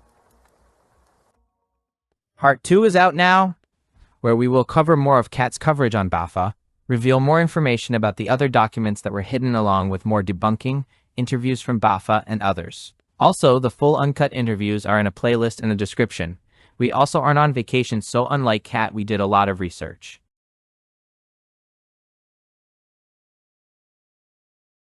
Keep his mouth shut. This is why nobody wants to be around you, because you're just a gross person. I know a bunch of autistic people, and it doesn't make them assholes. And I think somebody that is an energy leech, an energy vampire, that takes up way more space than he should be taking up emotionally and energy-wise. Everyone come back. We're having a retrial. Welcome back, members of the jury. This is Elfpire Eva, and we are in Getting Things Straight Part 2 for BaphaVT. In Part 1, we examined Document 1 in full, not just as it was presented, but as it holds up under scrutiny. We followed its claims beyond the page, reviewed the referenced Twitter space in full context, and conducted a direct interview with BaphaVT to address the accusations directly. What we found was a document that relied heavily on framing, selective inclusion, and claims that weaken significantly when placed against full context and direct response. Now as we reconvene, we turn to document 2. Sadly, before we even begin reading, there is critical context that cannot be ignored. Document 2 is not a continuation of the same timeline. It is in fact a step backward.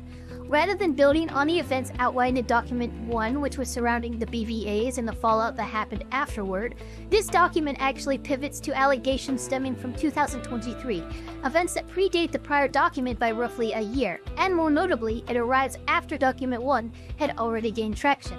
Which raises an immediate and necessary question. Is Document 2 presenting newly relevant evidence, or is it attempting to capitalize on momentum to introduce older grievances under the weight of a now established narrative? The document itself adds to this concern. On one hand, it claims the author allowed BaphaVT a full year to reach out and resolve these issues. That assertion is presented to frame the release as patient, measured, and justified.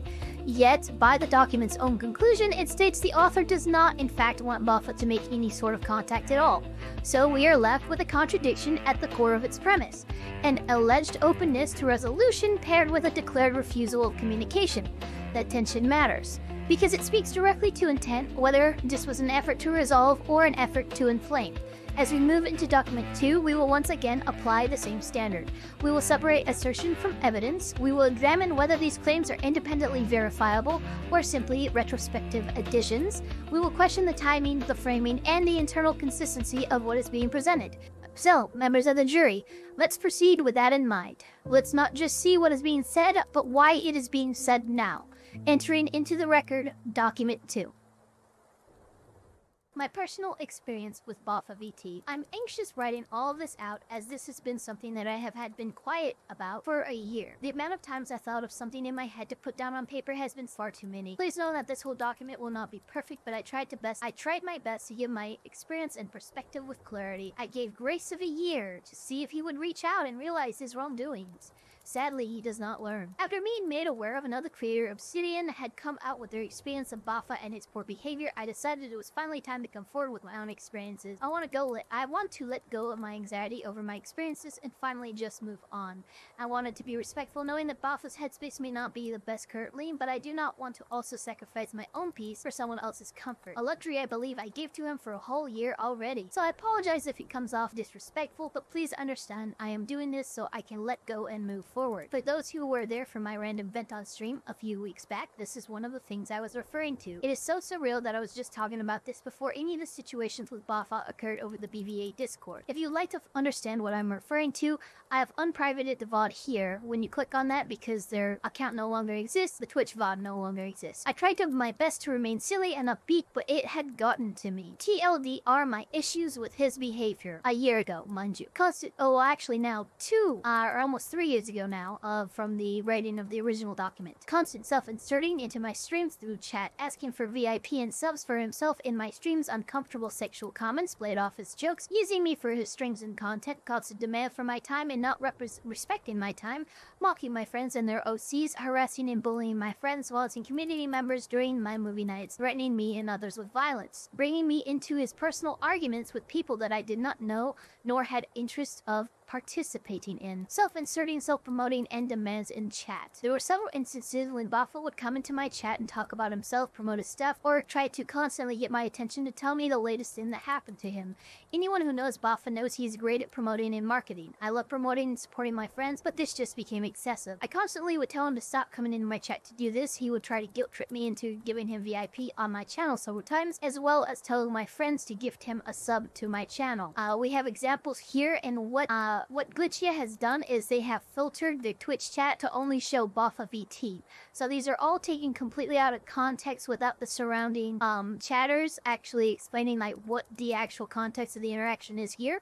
I'm going to, of course, leave this document up for everybody to actually look at these screenshots themselves if they want to see anything in them, but they're largely inconsequential to the serious allegations that she's presenting. As you can see, there's a whole bunch of them, and it's quite literally him talking in their chat.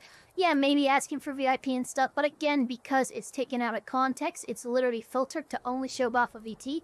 I cannot rely on these as something to read out to you guys because it has removed and stripped all context. Used for content and uncomfortable sexual comments. For several weeks or months, he would constantly DM and call me in the mornings asking to call or hop on his stream. There were several people in his community/chat that called me mommy because of my model and or voice, and I called out that behavior in a polite but playful manner since I was a guest. Bapha would egg on the behavior, saying that I have a mommy voice. I'm fine with playful banter, but it was constant. A few times I would go with it because he was my friend, but it became more frequent and staged. He would want me to go there to banter back and forth with him while we told his stories. Soon though, it became uncomfortable as the stories felt like ways for Bapha to talk to me in a sexual manner. After a few times, I told him this made me uncomfortable, and he acted oblivious, stating that he thought I wanted to be a part of content, and there's a few examples of some TikToks here that I'll also include. We're not going to click on them now. I know some of them, well actually I will click on one. Yeah, no, this account is private, and okay, so these TikTok videos don't actually show up. And then of course, more out of context, filtered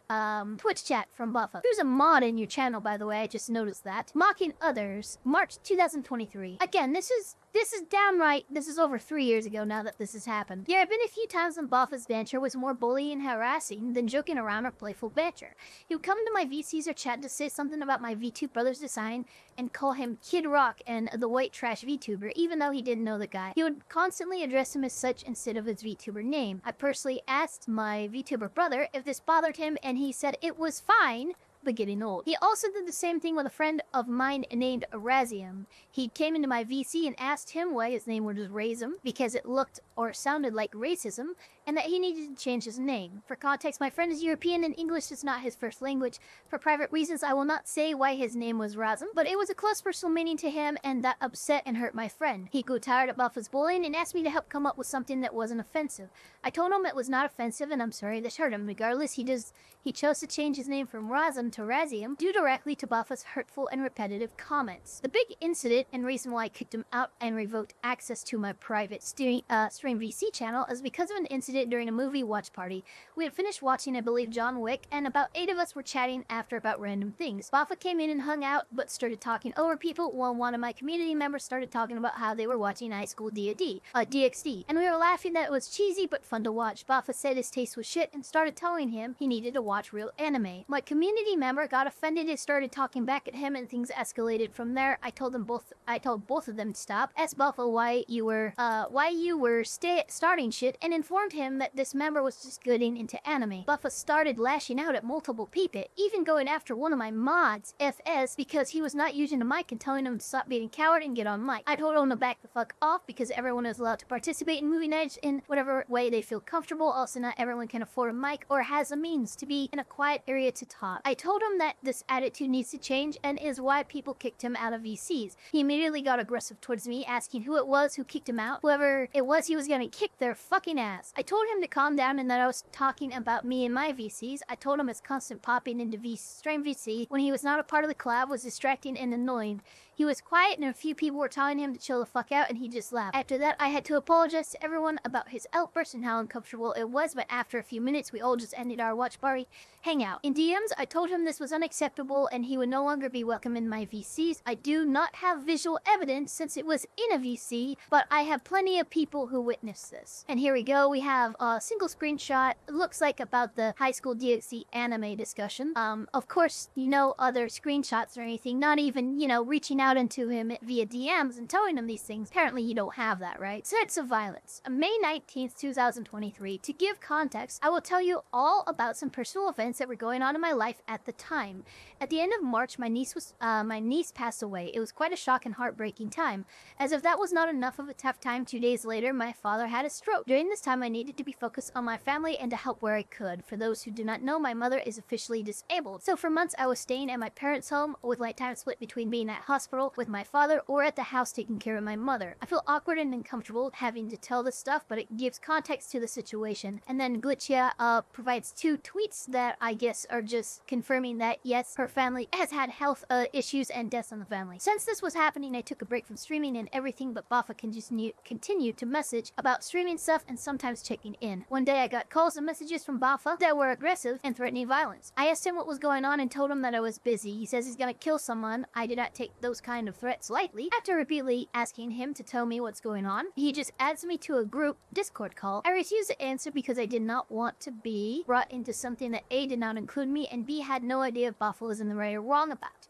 He was having an argument with a friend of his friend that escalated into this guy accusing Bafa of liking a mutual friend due to an art post of them together, among other things. Somehow this erupted into a mess and Bafa turned to me to help calm him down or be his mature friend, as he always called me. The other guy had also apparently threatened to kick my ass and beat me because I was siding with Bafa, because Bafa wanted to bring me into this whole argument, so the other person brought his friends in as well. I'll be honest, I don't remember the exact issues and wording, but no matter what it was childish and wasted time for me to get involved. That because of the threats, I finally joined the call and had to play peacemaker with Bafa and 3 other men I did not know. I had to keep asking questions of how it all started, what both of them felt was wrong. I called out both Bafa and the other guy on their shit. It was calmed down, and at the end, the last thing I said in the call was that there are 3 people in this call who shouldn't have to be here because you are both immature and can't handle your own matters. Then I left. I was exhausted and angry. He knew that I was dealing with my family, and he still chose to put his needs first. This showed me what a narcissist and inconsiderate person Bafa is. I stopped responding to his constant requests and take a big step back from socializing with him. The screenshots below again show that I directly confronted him. And here we do have some screenshots from what looks like May 19th and May 20th, May 22nd. Okay, so a few days over, and it does look like it's Militia confronting him, but Bafa also apologizing, asking for help, asking if he's mad. I'm sorry, it's my bad, I wrote them. Oh, also provide, of course, these screenshots in the document below, but this is just collaborating for claims. The final straw. I wanted to support an artist that was friends with Bafa, so I'd grown to know, and he had wanted her to get more comms and attention, so I commissioned 3 outfit designs from her. B found out since they were close friends and said we should do a stream of her designing them. I said no as they were private and were for 2.0. After more talk from B and from thinking it over, I agreed to one outfit that could be streamed. Hours before the stream, I made a little graphic, and that's when Bafa told me he was going to stream too and to include his Twitch as well. I was confused because this was my commission and my design, so why would he stream? Thing happened, and I will say this was the worst stream I've ever done. They had already drawn out a design which looked nothing like my mood board I had created. I did not like the direction, but this is when I realized it was a mistake to stream this. It felt uncomfortable to say the whole thing had the wrong vibe, but decided to say a few things because hey, I was paying for this. It needs to be somewhat of a design I like. Bafa sided with his artist and said it looks good. I felt ganged up on and decided I would try to ask for adjustments once I got the rough colored sketch back. I never got a rough colored sketch back. Bafa was constantly talking over me, being loud and only talking to his chat. I could not respond to my chat, and so after 20 minutes I was upset. I went quiet and barely said anything. He did not mute any time I got raided and would constantly welcome in each new follower with his infamous Discord speech. I DM'd him during the collab to let us speak and also told him on stream that it was getting a bit too much since he got a big raid. He doubled down and was even more obnoxious and louder. I was done. I muted from time to time, not really responding to my chat and fighting back tears from the anger I felt. I took the night to just process and cry. Apparently my mods and community felt something was off. Several people DM'd me asking if I was okay, but I needed to get back to focusing on IRL stuff as I was taking care of my parents at the time. I was pissed when he DM'd my friends so I would talk to him. And here we have a couple more screenshots. I'm assuming of him DMing a friend to try and get talking and stuff. And this looks like this last one on July 11th, 2023. It looks like she kind of put everything out in the open, finally on text, so we can actually see it, which is good. You know, if you have a problem with somebody, you should talk it out with them. After taking a day or two, I spoke directly to him about what my issue was with him and how it made me feel. This was his response. I am way too exhausted right now to write something long. With what I heard, I think we just shouldn't collab together for a little bit. It would be healthier for the friendship in the long run. I mean, that's fair. The person told me I made you sad like Yomsa. I don't want to do that to people. Okay, so he's upset and he's contrite. This response was all I needed to know that whether he took what I said to heart. This response showed he didn't give a shit. Regardless if he was tired or not, you would think his best friend that he loves would get more of a reply than that. After this, I have not spoken to him. I decided to no longer waste time or energy on a so-called friend that didn't care. I felt, why waste any more words, just move on. This was a rather weird time for the friendship to break because Bapha's birthday was coming up and he wanted to take an idea that my community member and I discussed and put it into his birthday collab streams. Noticing a pattern? Stop with the conspiratorial shit, by the way. I know I'm supposed to just be reading this, but this is a really bad document. He then made this post 2 days after our last DM. If you click on this particular X post, it is a pet review stream. You know, the thing that many VTubers have done since VTubers were around and nobody has an innate claim to.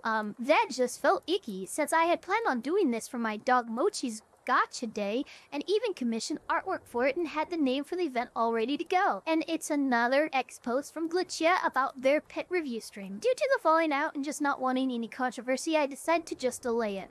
I found a new purpose for it. I decided to make it a charity stream as a way to deal with the grief of my niece, since she loved Mochi so much. And there's another X post probably about the charity stream. Why even mention this? Because I know he believes this is what ended our friendship. It's not. It was every incident and me just being tired and done with a bad friend. So with all that, I was only friends with him for 8 months. Even through all these incidents, I tried to be his friends. I should have cut ties sooner, and I regret that. Because he hurt my friends and my community multiple times, and yet I kept giving him more chances. I finally accepted Bapha was not worth my energy and time. So to Bapha, I know you've been talking about me behind my back. You don't take ownership of your faults, no personal accountability, no care for others. Please learn to take accountability for your actions, your anger, and just learn to be a better person. Even though you put me through hell, I don't wish ill of you. Do better. If you are thinking about contacting me, please don't. Respectfully, let's just move on. Remember what I mentioned earlier when we were getting this document set up. To my community, friends, and mutuals, I am sorry this discourse with one person has hindered me in so many ways. I'm sorry for the lack of being social. I have been drained mentally and emotionally due to this. I'm sorry that I may have avoided some of you, either due to not wanting to be involved in this situation or because I have seen you associating with them. So this is somebody who has no problem writing you off simply because you associate with someone she doesn't like. I hope I can let it all go and finally move on from this after posting this. I'm very nervous about coming forward with this information, so I imagine I will need a little bit of time to myself. Most importantly, I don't want anyone to go and harass Bapha on my behalf. I simply would like to move on. Thank you for taking the time to read all of this, Glitch.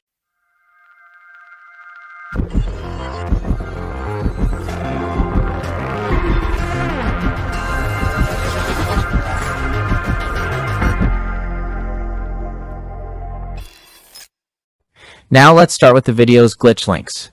Now we were able to actually get these videos from Bapha and analyze them along with information from Glitch about them, as Kat didn't even try to click these videos to investigate them. He thought I wanted to be part of content. But hey guys, she had a vacation to go to, guys. Before you ask. No, we didn't add those cuts.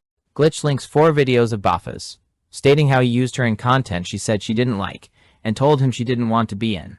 According to Bapha, the original version of the document before it was edited said she was forced into Bapha's content or something along those lines. Let's start with the first video, titled VTuber DMs Gone Wrong. Very simple video. Bapha was messaging Glitch on Twitter while he was streaming. Glitch pops into his chat, telling him he should be focusing on stream. Bapha makes some jokes about feeling called out. The end. Also, according to Bapha, this is his first time interacting with Glitch. They aren't even Discord friends yet. Glitch doesn't even show up in the video outside of her comments in his Twitch chat. But Glitch did say she didn't like these videos and never wanted to be in them, and told Bapha, but he kept doing it. Well, the DMs between Glitch and Bapha tell a different story about this video. Glitch has no problems with it, even finding it funny, and showed excitement about it, hitting 200+ views on TikTok. Let's get to video number 2. This was also linked by Glitch, and it features her. It's titled, This Is Why I Must Join VShojo. Now, Bapha, trust me, you don't need to join VShojo. Think I'm about to steal! This is a storytime video. Bapha talks about him telling his little brother about the new VShojo member, Haruka at the time, and how his brother roasted him for not being the new member.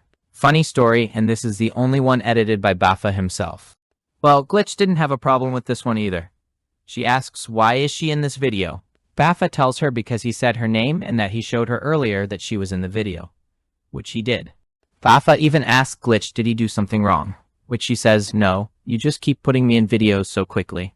which Bapha replies with, "You are in only like 2 videos. We discussed the other one earlier, and it's nothing to worry about, and just funny things happen when she's around."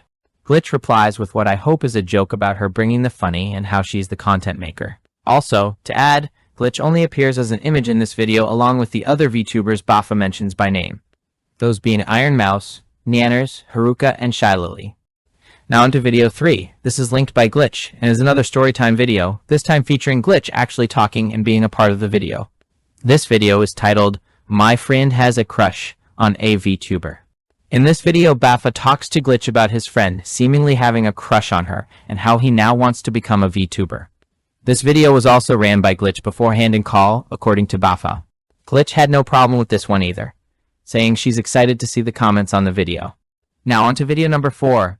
It's the one we saw the most reaction to. People stating it's proof that Bapha is a weirdo and a creep towards Glitch.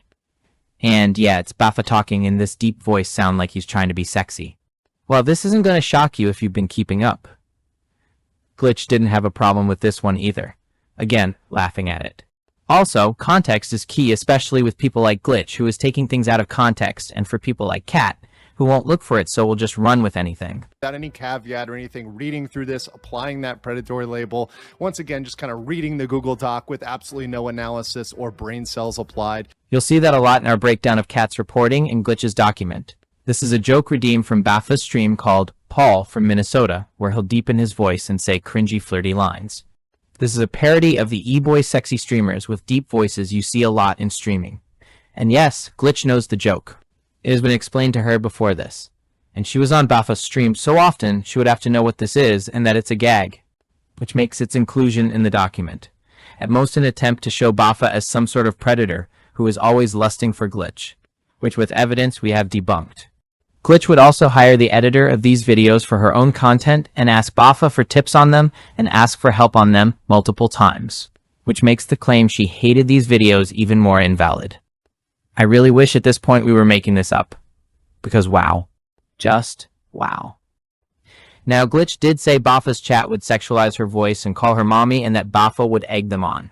Well, we checked Bapha's Twitch chat history and talked to his mods and a viewer of his and himself. The results will shock you. Not really if you've been watching this video. We checked the chat logs and matched them with dates for streams that Glitch would have been on. We found only 2 instances of the word mommy being used. One in Bapha's first interaction with Glitch, where a mod calls Glitch mommy reacting to her design. This was covered in the video section. It's important to note Glitch had no problems with this video and Bapha didn't know Glitch's boundaries at the time, on the fact this was his and her first time interacting. The second time was from a person that was banned by Bapha's mods. So yeah, it's safe to say action was taken to keep Glitch comfortable.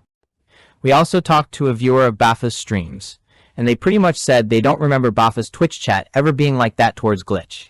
Saying comments like that would usually get you timed out. We also talked to some of Bapha's mods about this issue that Glitch brought up, and they all said the same thing, that being no. Glitch was never sexualized in Bapha's chat outside of one person who was banned, and a meeting was held on how to handle people that go too far with comments towards guests. The agreement was banning rather than timing out. These video interviews with the mods will be shown in the live stream after this video. This is due to them asking to stay anonymous to avoid harassment, which is commonplace for anyone from trying to defend Bapha or have a middling opinion. And we don't want anyone to be harassed for telling the truth. We are treating this video as a court case for the most part and in court. You can't have an anonymous testimony because you have the right to confront your accuser in a court. This rule we are applying to video interviews exclusively. Now let's talk about the collab stream between Bapha, Glitch, and Bapha's former artist AB. The stream that Glitch claims is her worst collab ever, and that Bapha forced Glitch into and forced himself into. Well, the Discord logs Glitch doesn't include, and by extension Cat doesn't look for, tell a different story. First, Bapha didn't find out about Glitch commissioning AB through AB. He found it out through Glitch. Here's the DM.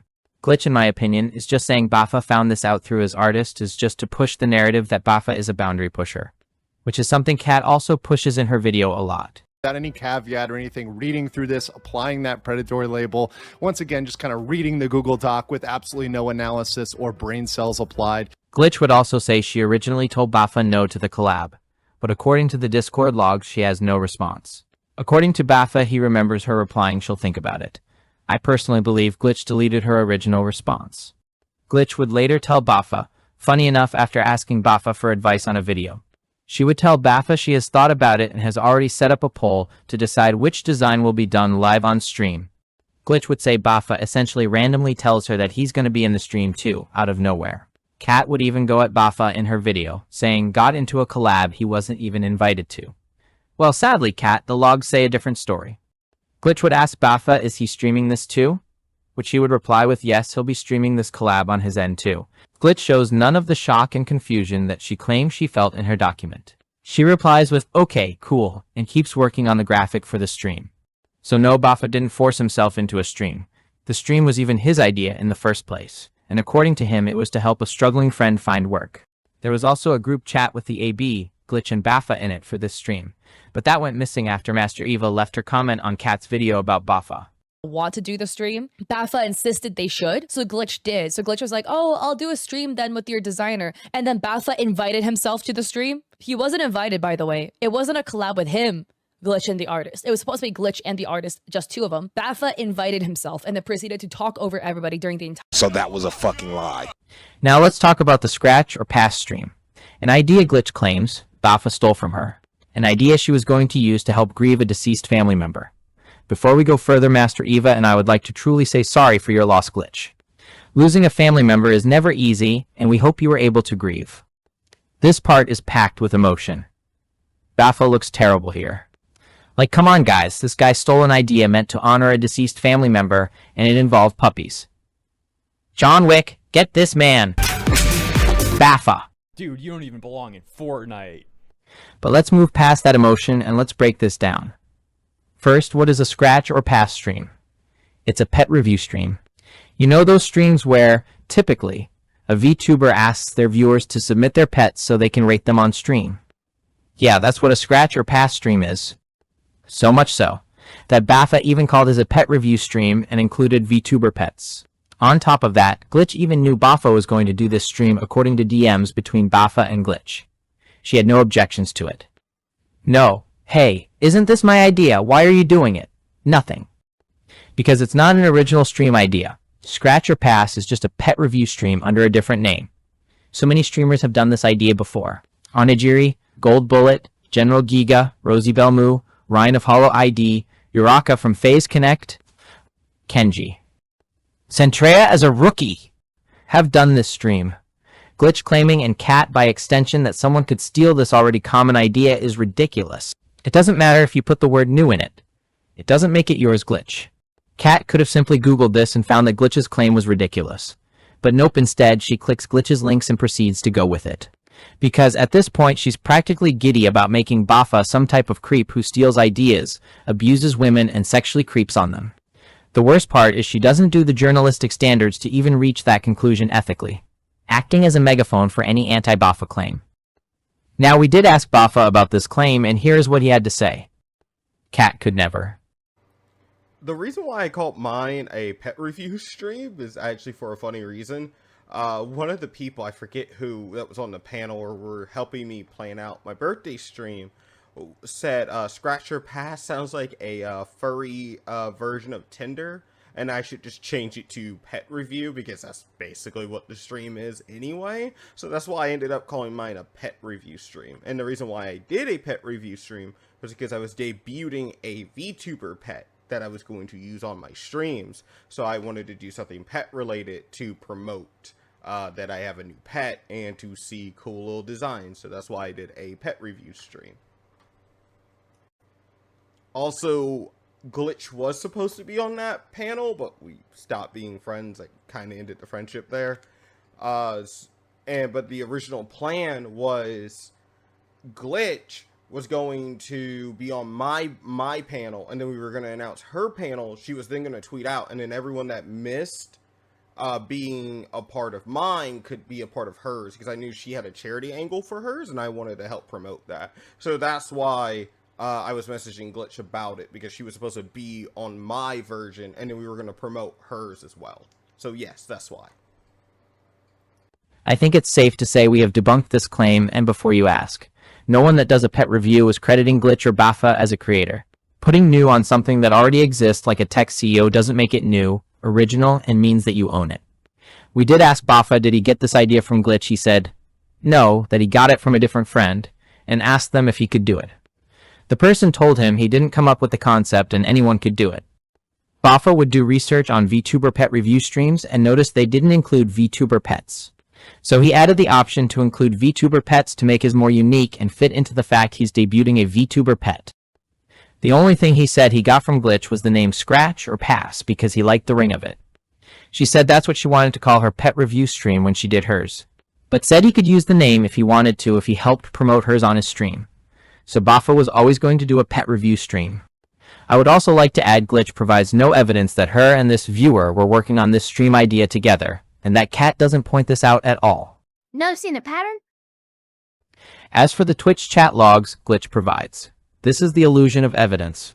We see this a lot in drama online, from situations like the Cinder, Sikuno, and that girl who was letting her cousin crack dramas, where the accusers or the accused show a lot of screenshots that usually mean nothing, or fail to prove the point they were trying to make. It's a lot of images, but they don't really say anything. It's just so you can go. Glitch came with receipts. We originally had Bapha explain each of these screenshots, and God bless his heart he could. But it actually got to the point that it became tedious. It makes this whole section feel like tedious high school BS. Legit me and Master Eva started rolling our eyes at how many of these screenshots meant nothing. So we are going to shotgun these and include the explanations we find interesting from Bapha with him explaining. Then he's asking questions like, do you have brown eyes? Trying to get personal information. What I'm talking about in that screenshot regarding the brown eyes comment is that Glitch will typically tell a story about how she needs more anesthesia than normal when she goes under medical procedures. She'll always say, hey guys, I'm not trying to creep you out, but fun fact, I need more anesthesia than normal when I go under medical procedures and I don't know why, and da-da-da-da. It's just a fun fact about herself on stream. What I am responding to him by asking her if she has brown eyes, because I remember a medical study that if you have brown eyes, you're more resistant to anesthesia, medication, and alcohol and stuff like that. It's said in the screenshot. But yeah, it's based on pseudoscience apparently. It's not completely factual.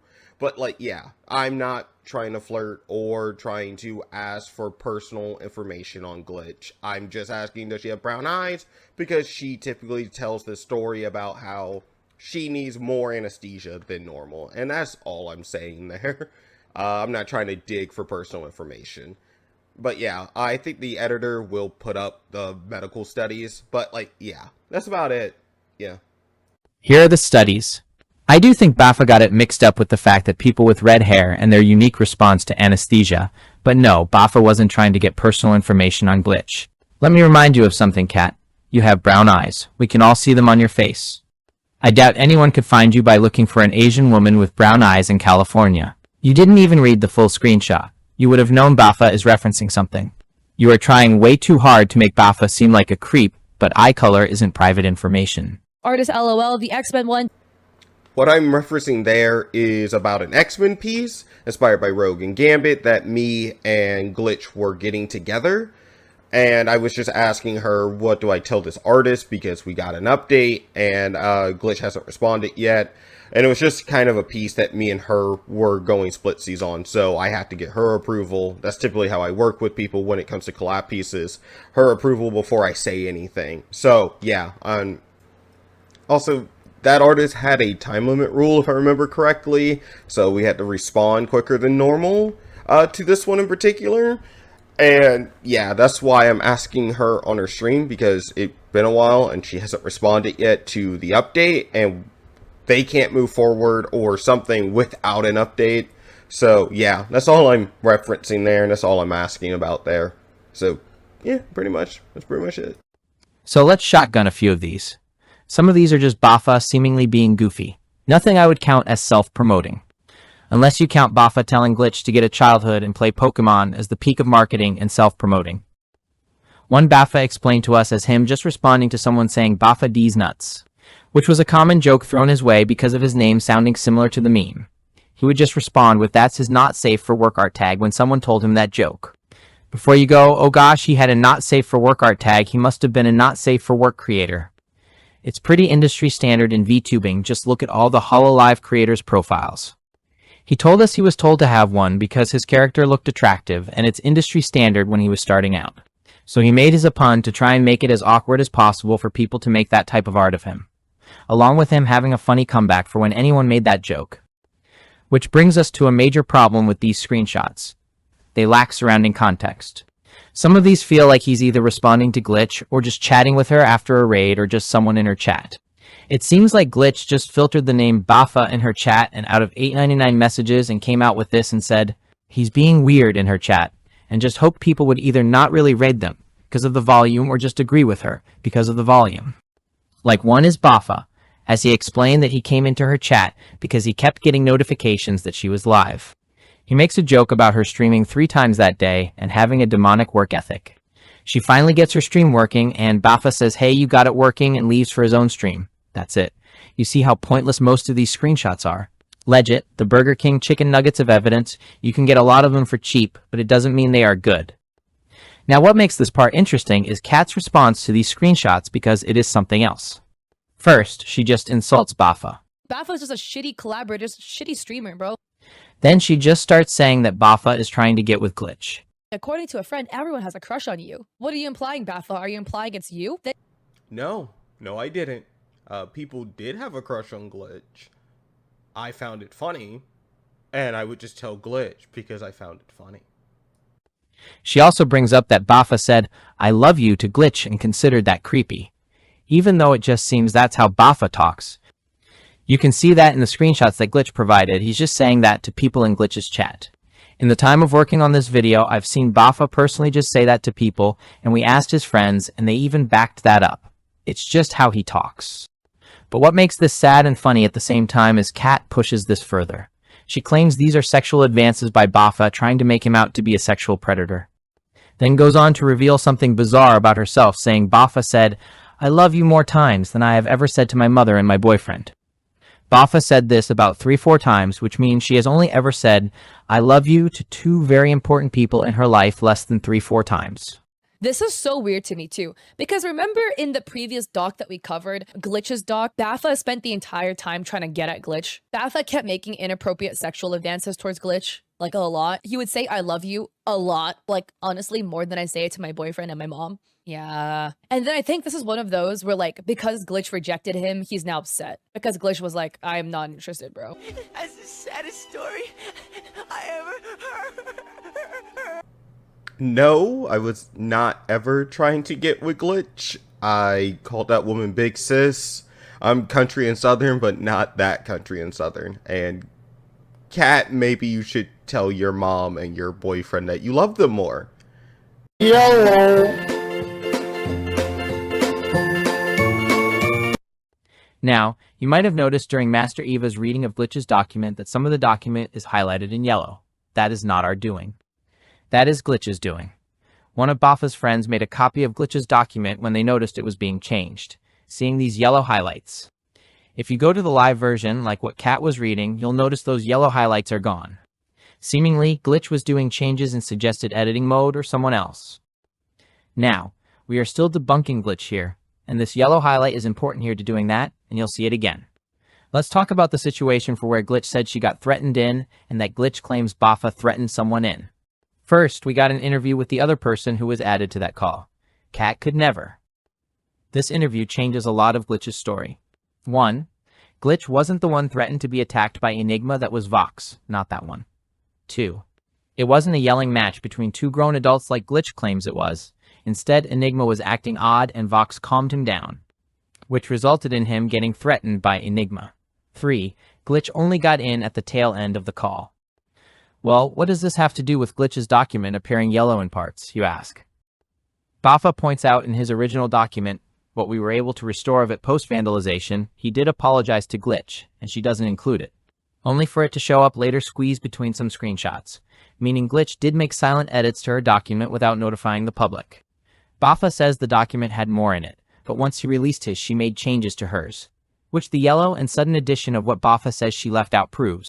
That's not all Glitch cut out. Her and Bapha had an hour-long call where he apologized to her for an hour. And from the messages after that and the Twitch chat logs, they were seemingly fine, even planning art and events together. So it's safe to say Bapha was sorry sincerely and Glitch tried hiding the fact she got an apology. We talked to Bapha about this. Although there are far less serious allegations in Document 2, I would say that the most serious allegations in this document involve threats of violence and aggressive behavior towards others. Can you explain the circumstances surrounding the May 2023 incident? As for the May 2023 incident, no, I wasn't making literal threats of violence. I never actually threatened Enigma. I was talking to Glitch. I was being hyperbolic. I can't crush souls. If I could, I don't think I would be here. But yeah, that's about it. And yeah, I apologize to Glitch for that. I was wrong for putting her into that call. I said sorry then. I will say sorry again. I'm still sorry about ever adding her into that call. That was my bad of a call to put her in. It's more to this story, but to be honest, it's high school BS.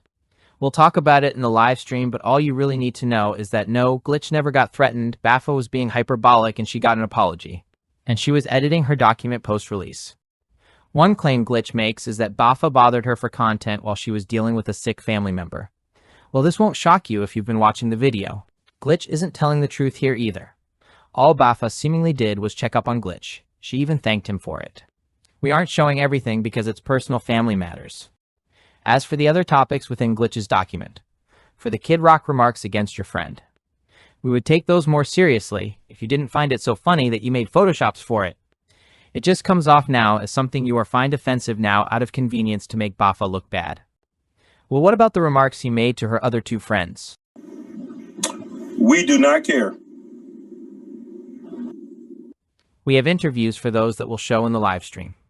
Glitch is getting too much play in this video as is, and we gotta save time somewhere. I will also say Glitch's document is a masterclass on depersoning someone. Glitch legit goes, you know Bapha is funny and makes jokes, right? Well, that was actually.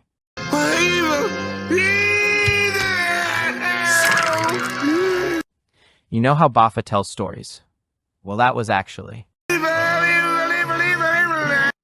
You know how Bapha does collabs with people? To the point he won an award for it. That was also actually. You know how Bapha was good at promoting to the point he studies marketing and advertising for his future career? Well, that was actually. If Bapha was curing cancer, you know for a fact Glitch would have been like this in her document. She just puts every good thing you know about Bapha and tries to make it bad, depersoning him. And Kat is just eating it up the whole video. Not questioning, not reaching out for confirmation, nothing. Just. Without any caveat or anything, reading through this, applying that predatory label. Once again, just kind of reading the Google Doc with absolutely no analysis or brain cells applied. Ready? Let's do it, Cronkite. Superman. Miss Lane. Recently, you've come under a lot of fire for what some might. It's a lot. This document, she describes a pattern of interactions, including frequent messages, requests for collaboration, self-promotion in her chat, and sexualized banter, that she says became increasingly uncomfortable over time. From your perspective, how did you understand the nature of your friendship and professional relationship with Glitch at the time? And were there specific instances where she plainly communicated these boundaries to you, giving you at least a chance to course correct? As far as I'm concerned, the relationship and friendship and professional relationship between me and Glitch was pretty simple. We were homies. I had big love for her, like as a friend and stuff like that. We were there for each other at times, and just kind of relationship kind of just fractured at a certain point, and I had to cut it off at a certain point. But yeah, we were always planning events together. We would hang out in calls together and stuff like that. As for like boundaries and stuff in chat, she never expressed any problems outside of one time. There was one guy in chat being a little pervy. We timed him out, then banned him after stream and stuff like that. But as of our professional and relationship and our friendship, nothing really outside of just being homies. I had big love for Glitch. I didn't have any hatred towards her. Before we move to document 3, can we talk about how Kat saw Bapha say, "I love ya, homie," and considered it sexual harassment? Like, this woman can't be real. Obsidian dropped this banger doc. All they wanted was an apology, and Bapha did not give an apology. Now let's talk about the dates. This is one of the most important things as a journalist to keep up with, because dates can tell a story and give you more information on a situation. This is something Kat, as a news reporter journalist, completely ignores. Without any caveat or anything, reading through this, applying that predatory label, once again, just kind of reading the Google Doc with absolutely no analysis or brain cells applied. The first document was posted by Obsidian on July 6th. Well, why does that matter, you ask? On July 5th, Bapha announced his brother is in critical condition in the hospital, meaning Obsidian posted her document a day after Bapha announced him and his family were going through a serious situation. Side note, Bapha's computer monitor is also broken at this time. This will be important for another part of the video. The second document, which comes from Glitch, was released on July 15th. What makes this one interesting is this is exactly a day before Bapha's birthday, which is July 16th. The third document, which was announced by Obsidian on Bapha's birthday on the 16th. They would then later release the document on the 17th, a day after Bapha's birthday, co-written by Glitchica. They even titled it "A Little Present" in their tweet out of it. Noticing a pattern? When you put all these dates together, it paints a pattern of malice. The first document comes exactly a day after Bapha announces his brother is in critical condition, so Bapha is already in an emotionally vulnerable state and stressed out. We actually have Kat's own thoughts on them releasing these during the time Bapha's brother is in the hospital. Emotions sound like a dick, but your brother being in the hospital doesn't take away from the fact that you are an asshole. And even if your brother's in the hospital, if you continue being an asshole, then you'll be held accountable for you being an asshole. Again, I'm sorry, maybe I sound really cruel, right? But your life problems and your family circumstances is not other people's problems. It's not an excuse for... That was really bad. Yup, this is the type of news reporter that should be talking to the CEO of Twitch. I'm being sarcastic here. The second document released by Glitch not only comes out while Bapha's brother is still in critical condition, it also comes out a day before his birthday, assuring Bapha will have to spend his birthday handling the Glitch document to the best of his ability. To also add to this, Bapha would have just got back from the mental ward he was placed in due to stress, which Glitch seems to reference at the start of her document. The third document was announced on Bapha's birthday and released the day after, titled "A Little Present" within the tweet. When you look at all the dates, something Kat completely ignores, seemingly purposely. It makes this whole situation look like a calculated campaign to cause as much emotional distress to Bapha as possible. These dates and times of releases can't be coincidence, it's just too perfect. Kat's editor after getting done editing her videos. Are we the baddies? At this point, we've covered the first two documents. We've examined Obi's original allegations regarding the BVAs and how things were handled afterwards, as well as the Twitter space, and we also examined Glitch's personal experience. We've looked at evidence presented, the claims made, and we've heard Bapha's responses regarding both. Now, before we move into our next exhibit, I want to draw attention to something that becomes increasingly important once these documents are viewed together rather than in isolation. One of the recurring themes throughout this case has been the attempt to present these experiences as independent, reported, separated by more than a year's time. But there's a question everyone should ask before accepting that premise. How independent are these accounts really? Because when we reach Exhibit 3, something interesting happens. Those walls separating these stories begin to disappear.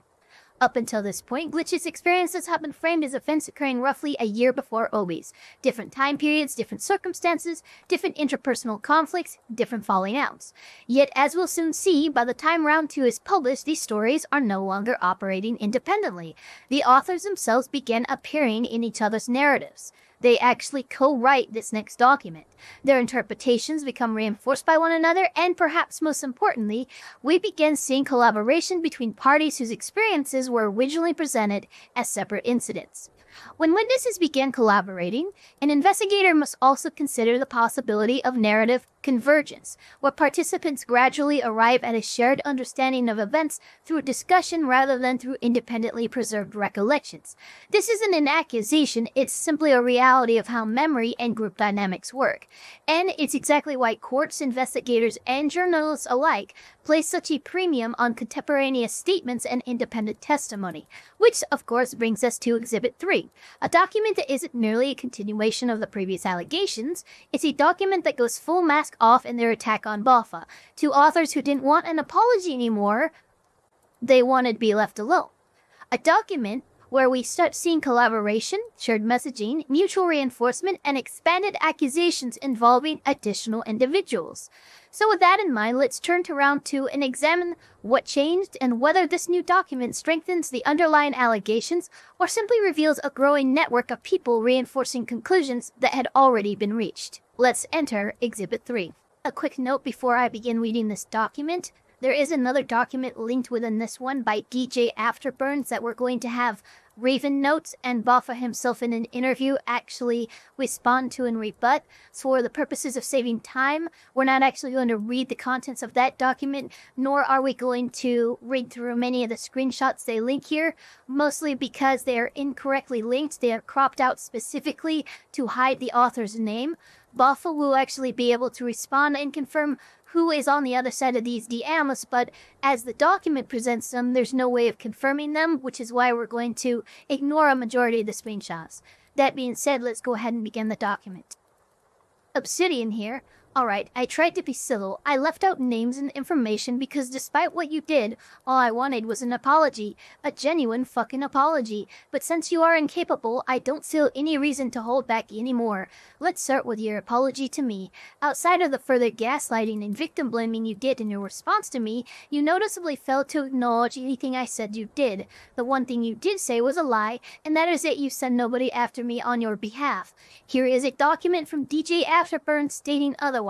Him being one of the people you sent after me. I just love the part where you told DJ Afterburns I was lying about my anxiety attacks. Bapha, I also love in the version of your doc you showed DJ AB prior to posting it, you didn't show the part where you planned to throw him under the bus about coming to intercept me. That's funny enough is what led to DJ Afterburns making his doc. See this in the doc I linked above. But he isn't the only person you sent, is he? Hours after Afterburns didn't stop me from posting the doc in the first place, your dear friend Serge sent me a DM as well, telling your friends to inform me of your brother's condition as a means to negate being outed as gross. It's emotionally manipulative. And to Serge, trying to help cover abuse even temporarily is disgusting behavior. Though I can't say I'm surprised, as you've been known to block other victims in the past. See screenshot on the right, of which I already said. This one we do see is from Serge. It says, "Hey, I'm not here to argue, fight, or anything. I just have a simple request. Do you mind giving Bapha at least a chance to breathe? His brother is in the hospital at this very moment. He is not mentally okay. That's all I'm here to say." Again, ignoring the screenshots on the right, I have no idea where they're from. Now that we got the lie out of the way, let's discuss the response doc itself. A little birdie told me you had some help. These are some screenshots to, I guess expose the fact that because Bapha's monitor was broken at the time, he had a friend transcribe it. I think this individual is trying to conflate ghostwriting with transcribing, which anyone with a brain knows transcribing and ghostwriting are entirely two different things. But wiped away most of their help before hitting send. Interesting. Where's the rest of the, where's the rest of what they wrote, Bapha? What did they originally say? I'd also like to take a moment to point out that the only reason this person was willing to help you is because, like Afterburns, you gave them half the truth and manipulated them, purposely leaving them in the dark about a full situation so that they would side with you. You're good at manipulating people, I'll give you that, and we have again a screenshot with no author. Oh, let's not leave out where you painted this picture that you are this big, holier-than-thou individual and that the rest of us are just a cesspool of shit who are jealous of you and chasing clout. They're referring to these two screenshots here, which you can pause it if you want, but basically it's literally hearsay. They are actually making that accusation because somebody told them that that's what Bapha said.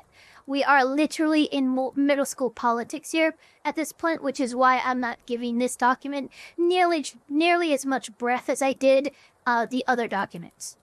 Another common thread a lot of us as your victims notice is you tend to use your ego like a dick and whip it out as often as you can to have superiority, telling the person I'm speaking to above that you could protect them with your status alone, or how, as you see in my response, you told me you used your insolence to try to get me more votes for the BVA.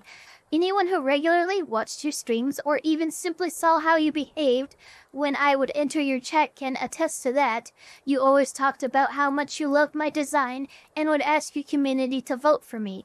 So I think they're angry because Bapha was campaigning for them in the BVAs. I think that's actually what they're angry about. You did your victims these little favors and kindnesses with your position so they would feel attached to you or like they owe you something. In most cases, that something is loyalty. And we have a screenshot here. I guess that's supposed to confirm that that's what he's trying to do. We're really in the conspiracy zone now. Words from another victim who wishes to remain anonymous. Yeah, so if they wish to remain anonymous, we're just going to ignore them. Hey, it's Glitch. And so here we see, at first it was Obsidian, now it's Glitch. Two people from two different documents regarding events separated by more than a year are co-writing this document, which I found very bizarre. Hey, it's Glitch. I agree. Bapha does favors to make you feel special and owed. It is absurd how much he acts like a wannabe mafia boss. My personal favorite part is finding out you were pitting complete strangers against me, attacking my character as well as calling me a bitch. Bapha, your power comes from manipulating a web of lies that you create in your head and tell it to many people, involving them unnecessarily and using information you know about them as a fear tactic to keep them silent. I was absolutely shocked and upset to see the following screenshots. I would also like to say the person who came to me with these has my respect for being mature and brave enough to step forward. Of course, we have no idea who that is because you are censoring them, and so we're going to move on. This is how this works, and this is how court would work. Thinking I was upset over you not making me look good is funny. I directly told you the issue and DM'd you during stream what the problem was. And here we have some screenshots from Bapha with the other party being blurred out, or at least redacted. And it's regarding the quote-unquote wish stream of Glitch's career. And, you know, you have your right to be, you know, to feel accosted like that, but you said you just wanted to move on, you didn't want an apology, and here we are in the middle of Doc 3. So we're going to continue moving on past these screenshots. More screenshots.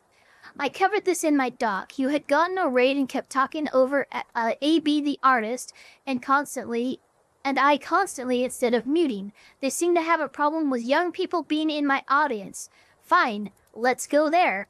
I stated it was an issue that you have no warning or 18+ rule for your Discord server due to what happened when I joined a watch party. For those who don't know, the title will understand the film was Perfect Blue. Okay, so now we are going to attempt... I guess we're going to now attempt to throw the old PDF file accusation at somebody. A film I had never seen before, and it was my first and last time ever joining anything in his server. The film has lots of disturbing imagery and sexual violence. At one point during the film, I unmuted and asked Bapha if this was okay to watch still. A couple people stated they were uncomfortable and getting triggered by a rape scene. I realized and found out 3 people in the watch party were 14 and 16. I'm not sure how they found that out, but I'm sure they have evidence, right? That is an R-rated film, and he showed it to minors. I had to be the one to say let's stop watching, and we changed to Trigon Stampede. I scolded him after we finished the film in a private Discord call later that night. Oh no, you didn't make it a movie night. Just seems like something I didn't agree. Blacked out stuff, I'm not sure what that is. It's time for Perfect Blue. Okay, almost ready. Cool, let's continue. By the way, blank, I cut that person from my life. Thank you for your advice. The one being a jerk, good.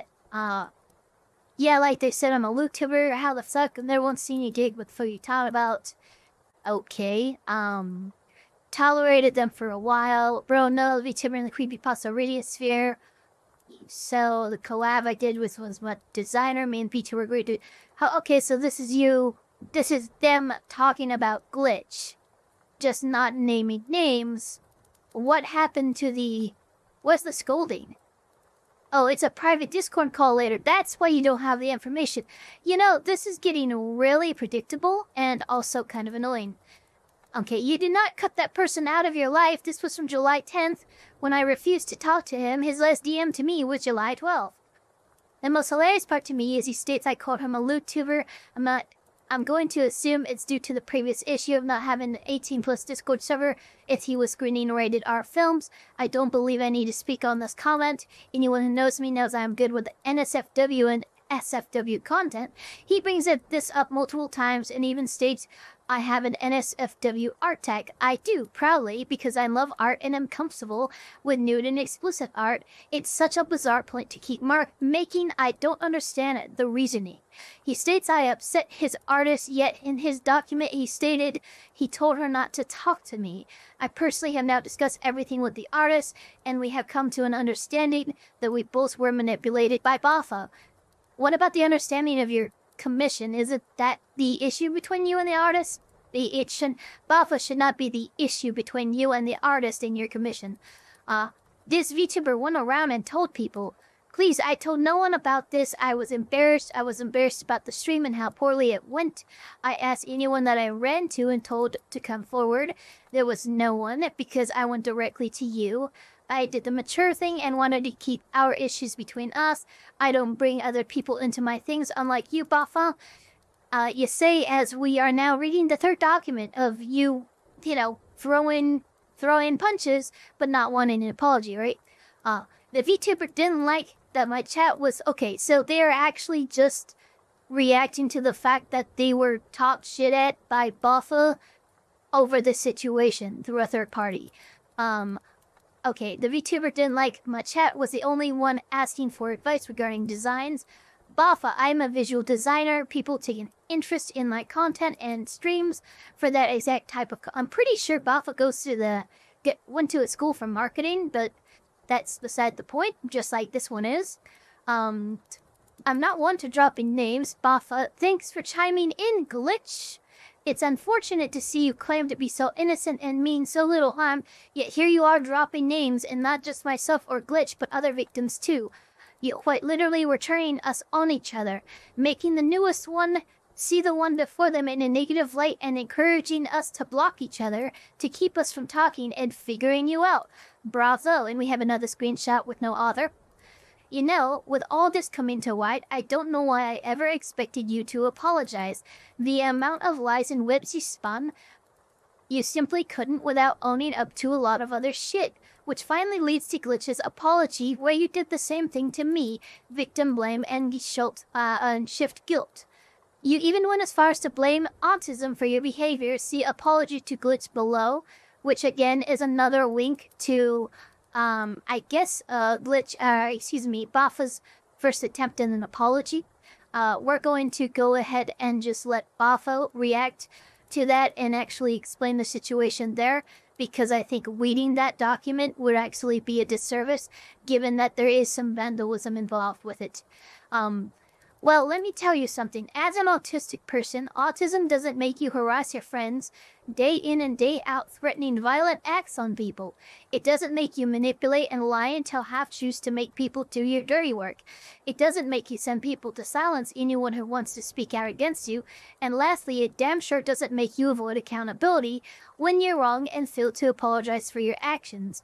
I really wanted to believe you were better than this, and I wanted to believe your behavior was an isolated event, but you, Bapha, you're a narcissist and a serial abuser. You need help. Thanks for reading all this, OBN Glitch. And then we have post-release updates. So they went back and they edited the doc. That's what a lot of the highlighted parts were actually edits. And now we have even more pages, I guess. So as it turns out, not only did you not write my doc, you didn't write Glitch's either. So again, these are screenshots talking about transcribing and them thinking it's ghostwriting, which we know is not the same thing.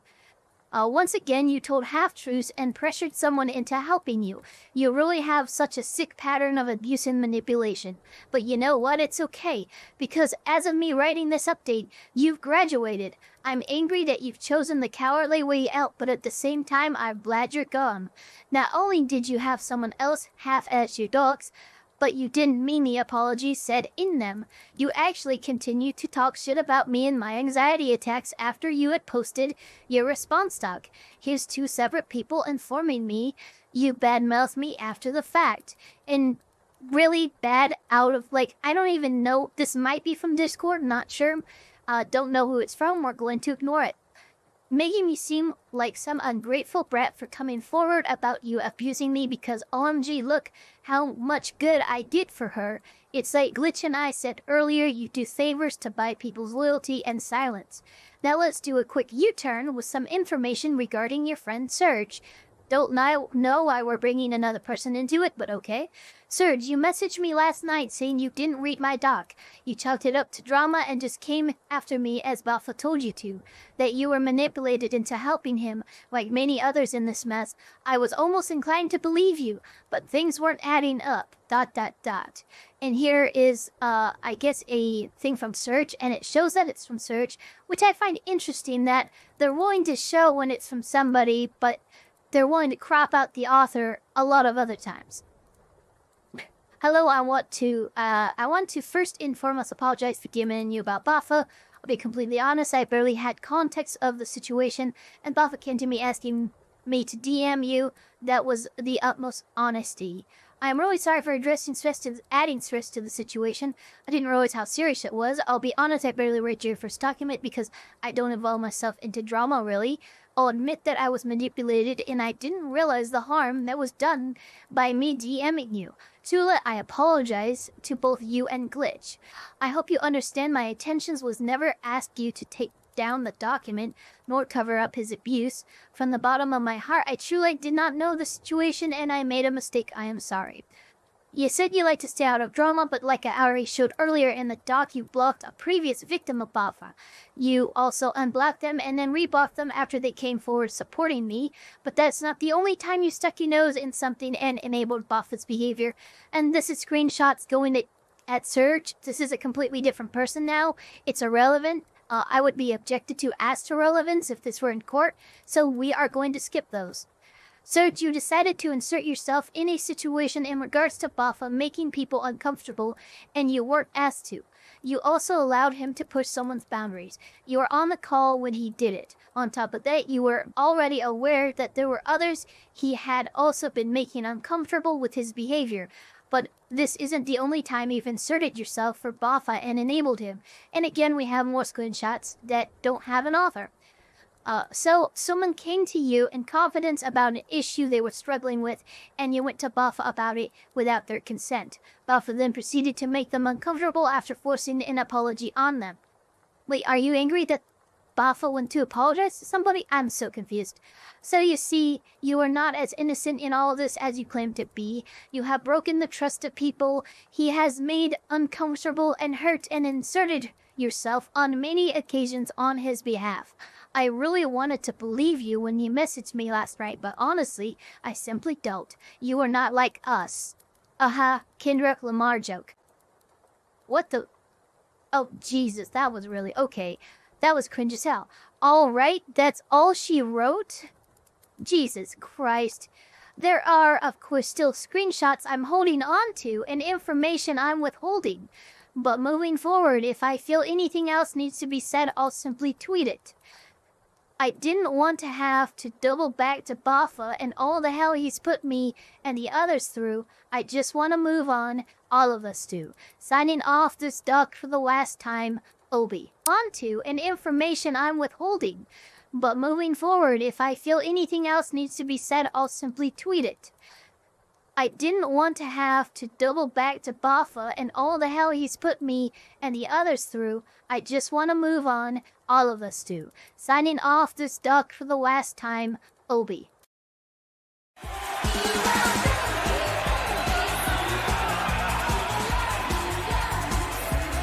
ちゃんは今日でジャムを卒業します。これから Let's start off by debunking the most dangerous claim in the document. The Perfect Blue movie night. Heard of that movie before? I will never watch it. Well, Kat, we've seen this movie before. This is the biggest false claim out of everything you have all heard in this video. This false claim is by all intents and purposes saying Bapha is a predator that shows children sexual violence. This is incredibly dangerous. Glitch knows this. Obsidian knows this. And Kat knows this. This claim is something that could get someone hurt and ruins lives. We are disgusted that this group would stoop so low and tell a lie like this. One, according to Bapha and his mods, an age warning was put in place for that movie night stream. Any movie that was rated R had a warning, no matter what the film was, in Bapha's server, according to his mods and Bapha himself. 2. Bapha was the one who turned the film off, not Glitch. Glitch was muted for that stream and even had others muted during that day, according to herself. So we find it even harder to believe Glitch stopped this film. Each mod says Bapha was the one who turned the stream off once it got to that scene because he got shocked by the scene. They all say he initiated turning it off. 3. Bapha is the only one thanked for turning the movie off according to the chat logs. If it really was Glitch that initiated the turn off, wouldn't it have been Glitch getting thanked instead of Bapha? We also looked at the chat logs for that movie night, and no one in those logs were under the age of 18 like Glitch claims. 4. Bapha even apologized and called to people, and privately to people, for the mishap. This moment actually changed how Bapha did movie nights by having a mod screen the film before he ever shows it instead of just going by rating. 5. Glitch never says or shows these minors. She never says how she discovered minors were in the call. Not an ounce of proof for anything. 6. Perfect Blue isn't paced like how Glitch and Kat claims it is. Most of the film up to that point is a bunch of walking and talking. Nothing really happens until that scene. Don't believe us? Go watch the movie on HBO Max, it's there. 7. Glitch didn't scald Bapha for the film while watching it in private. According to Bapha, they had a fun time watching the rest of the film. Even according to chat logs, Glitch didn't include. She happily discussed the movie with Bapha for 2 days. I don't know about you, but I'm not going to be happily talking about a movie that offended me to the point I scalded a person over it, let alone watch it with them in private. 8. Glitch doesn't provide proof of how she discovered minors were in that call. She just says minors were in the call. 9. Glitch edited this part of her statement post-release, which is why it's yellow in the copy. Originally, according to Bapha, Elf, and others. Glitch originally didn't know the name of the movie. It was originally 1 minor, then it turned into 2 minors, then into 3 minors. We have no reason to trust Glitch. This whole part is shameful, and Kat should be ashamed of amplifying this claim without proper research. It's incredibly reckless. In the combined Round 2 document, a rather disjointed but nonetheless serious implication is made. The document references a movie watch party night in which the movie was Perfect Blue, hosted in your server. It is a rated R film with violent and disturbing imagery, and the author utilizes that to, quote-unquote, expose the fact that there were allegedly 3 minors present in the channel when you actually showed those disturbing scenes in the movie. Now, while they don't actually give related screenshots to the claims that they make, I have decided to ask this question regardless, given it is the most serious allegation in this document. I've decided to ask you if you knew how many were in that call that night, and if anyone present was actually a minor. Yes. The people in that watch party was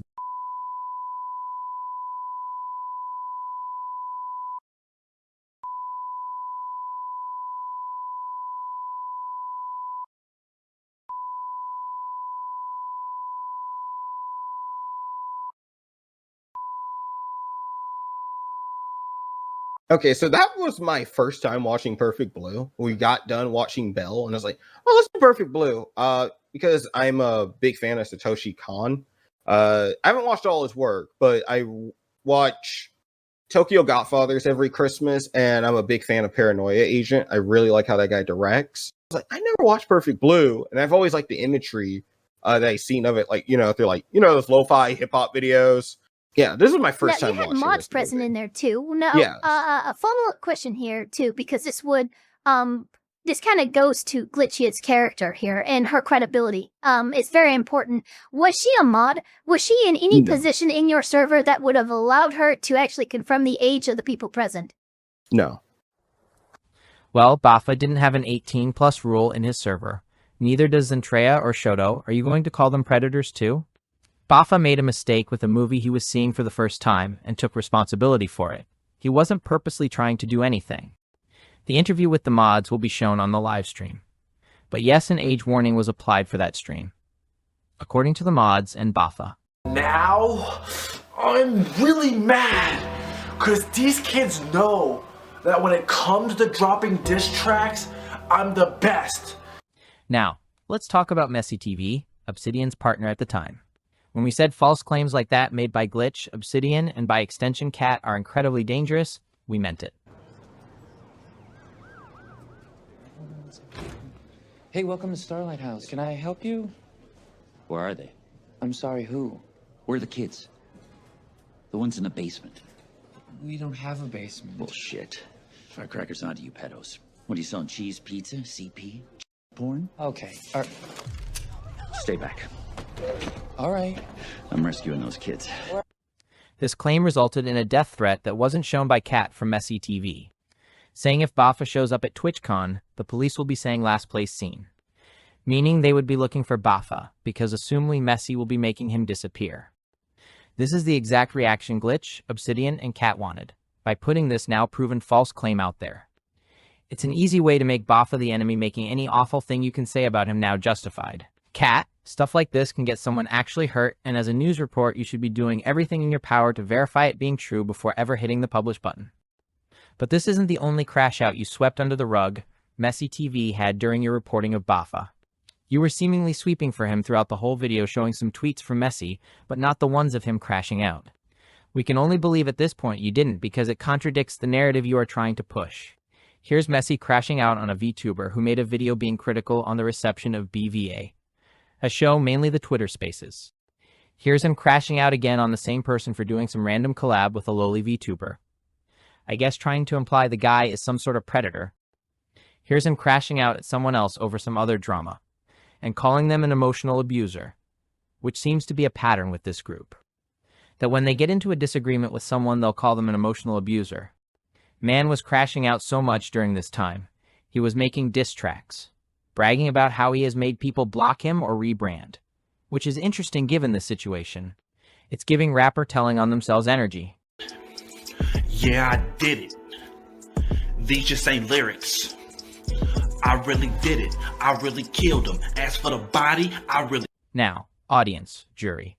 Cat wants us to believe that this man, Messy, was calming down Bapha, and that Bapha has been the one on a rampage across Twitter at the time over the BVA show. When in fact, from messages and talks we had with Bapha, it seems Bapha was calming Messy down, and Messy seemed to have no problems with Bapha. For context for these messages, Bapha messaged Messy because he saw him on Twitter being mad that Aphrodite made a post revealing her father is Robert De Niro and saying she's not ashamed of being mixed. Messy believed she was lying, but Bapha clarified it was true. In those messages, you can even see Bapha and Messy joking around and being cordial to one another. Remember, this is the guy that's supposed to be believing Bapha is a crazy person being mean to him and his girlfriend. But this is how he's acting towards him. You saw the tweets, people. Do you expect this to be the person that wouldn't have confronted Bapha? But if you saw the last video, you know a Discord image was faked. Hey, look! They're trapped in the quick-drying cement! Now let's see who these two characters really are. First, we unmask the Spectre. It's Red Sparks! Hi, boss! Glitch says she never told anyone about the collab because she was embarrassed. Well, in the words of Columbo, I saw you do it. These messages she shows come from Kiba. A pattern you must have noticed by now, these documents have a lot of cropping to sway the court of public opinion. And this is no different. Bapha links a Twitter post from one of Glitch's model siblings and friends, ranting about collabs a day after the collab Glitch claims was terrible with Bapha and his former artist. The post is completely taken out, to make it look like Bapha is just being malicious and spreading gossip when, in fact, he noticed threads being made by people Glitch knew when he knew she was mad about their recent collab. This cropping proves this thread was about Bapha. Because why crop it out or just not say, oh please Bapha, your ego is making everything about you? No, Kiba, Glitch, Obsidian, and by extension Cat by not verifying it. Cropped it out to make Bapha look like he's lying. Cat would say Bapha's screenshot gives off ex-partner vibes, like Bapha is calling an ex crazy. I'm sorry to tell you, Cat. The BaphaX glitch ship you want isn't happening. Also, another reason this was for sure cut out is that it shows Bapha saying he lost his VIP in Glitch's Discord and Twitch after the collab, as opposed to where Glitch says he lost it, where she says he lost it due to a random movie night. Cat, you really should have done your research. Now let's break down this message. It's from Zunji Bunji, who mysteriously started leaving group chats after Master Eva made some tweets about Cat.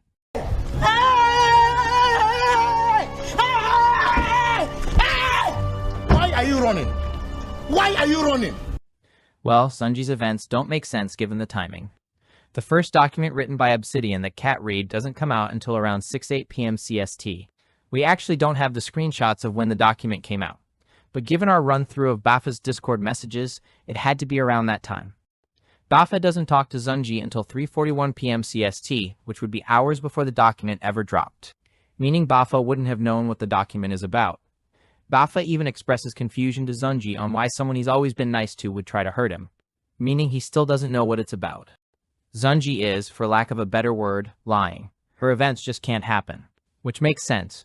Why she can't remember if Bapha talked about Glitch or not is because it didn't happen. We asked Bapha what he talked to Zunji about, and he said his brother being ill, the stress of BVA's fallout, and wondering why Obsidian could be mad at him. It's sad to see someone who told Bapha they were there for him lie on him like this, but this is a common occurrence in this situation. The first image in document 3 is from Bapha's former artist, AB. Bapha, does your back hurt, buddy? AB's testimony is used by Obsidian, Cat, and Glitch as proof that Bapha's statements were ghostwritten. That doesn't make sense. In AB's statement, she says she transcribed for Bapha. Transcribing isn't the same as ghostwriting. We are annoyed we have to point that out. Transcribing is the act of writing down what a person is saying. Ghostwriting is writing for a person and that person acting like he wrote it themselves. Also, AB says she transcribed, but what she transcribed, Bapha didn't use it at all. So why are you here, AB? Her friend who also transcribed for Bapha and vandalized his glitch document, then turns around and says AB actually wrote the first document even though AB doesn't say that. Meaning it's two contradicting testimonies. And from the Google Doc history, Bapha wrote the document himself and some transcribed by AB's friend. Also, it doesn't make sense for either document to be ghostwritten, especially the glitch one, because it has images in it that only Bapha has the context for. We assume this person is just saying they ghost wrote the document because they made the claim that Bapha is a predator and they felt emboldened to attack and lie on Bapha, to avoid association with Bapha. Also, according to two people who helped edit the documents for Bapha, say no ghostwriting happened, along with the fact that they felt Bapha was pressured into writing the statements he put out saying he wasn't in the right state of mind to be dealing with this at the time, which is why those documents don't have any of the evidence that's in this one. We do have an interview with Bapha about his statements that we'll be showing on stream since one person asked to remain anonymous. But no ghostwriting happened. The other two people are Arborn and Safiri. We have an interview we'll play on stream because it's long, but here's a short version of breaking down their claims. Let's start with Safiri.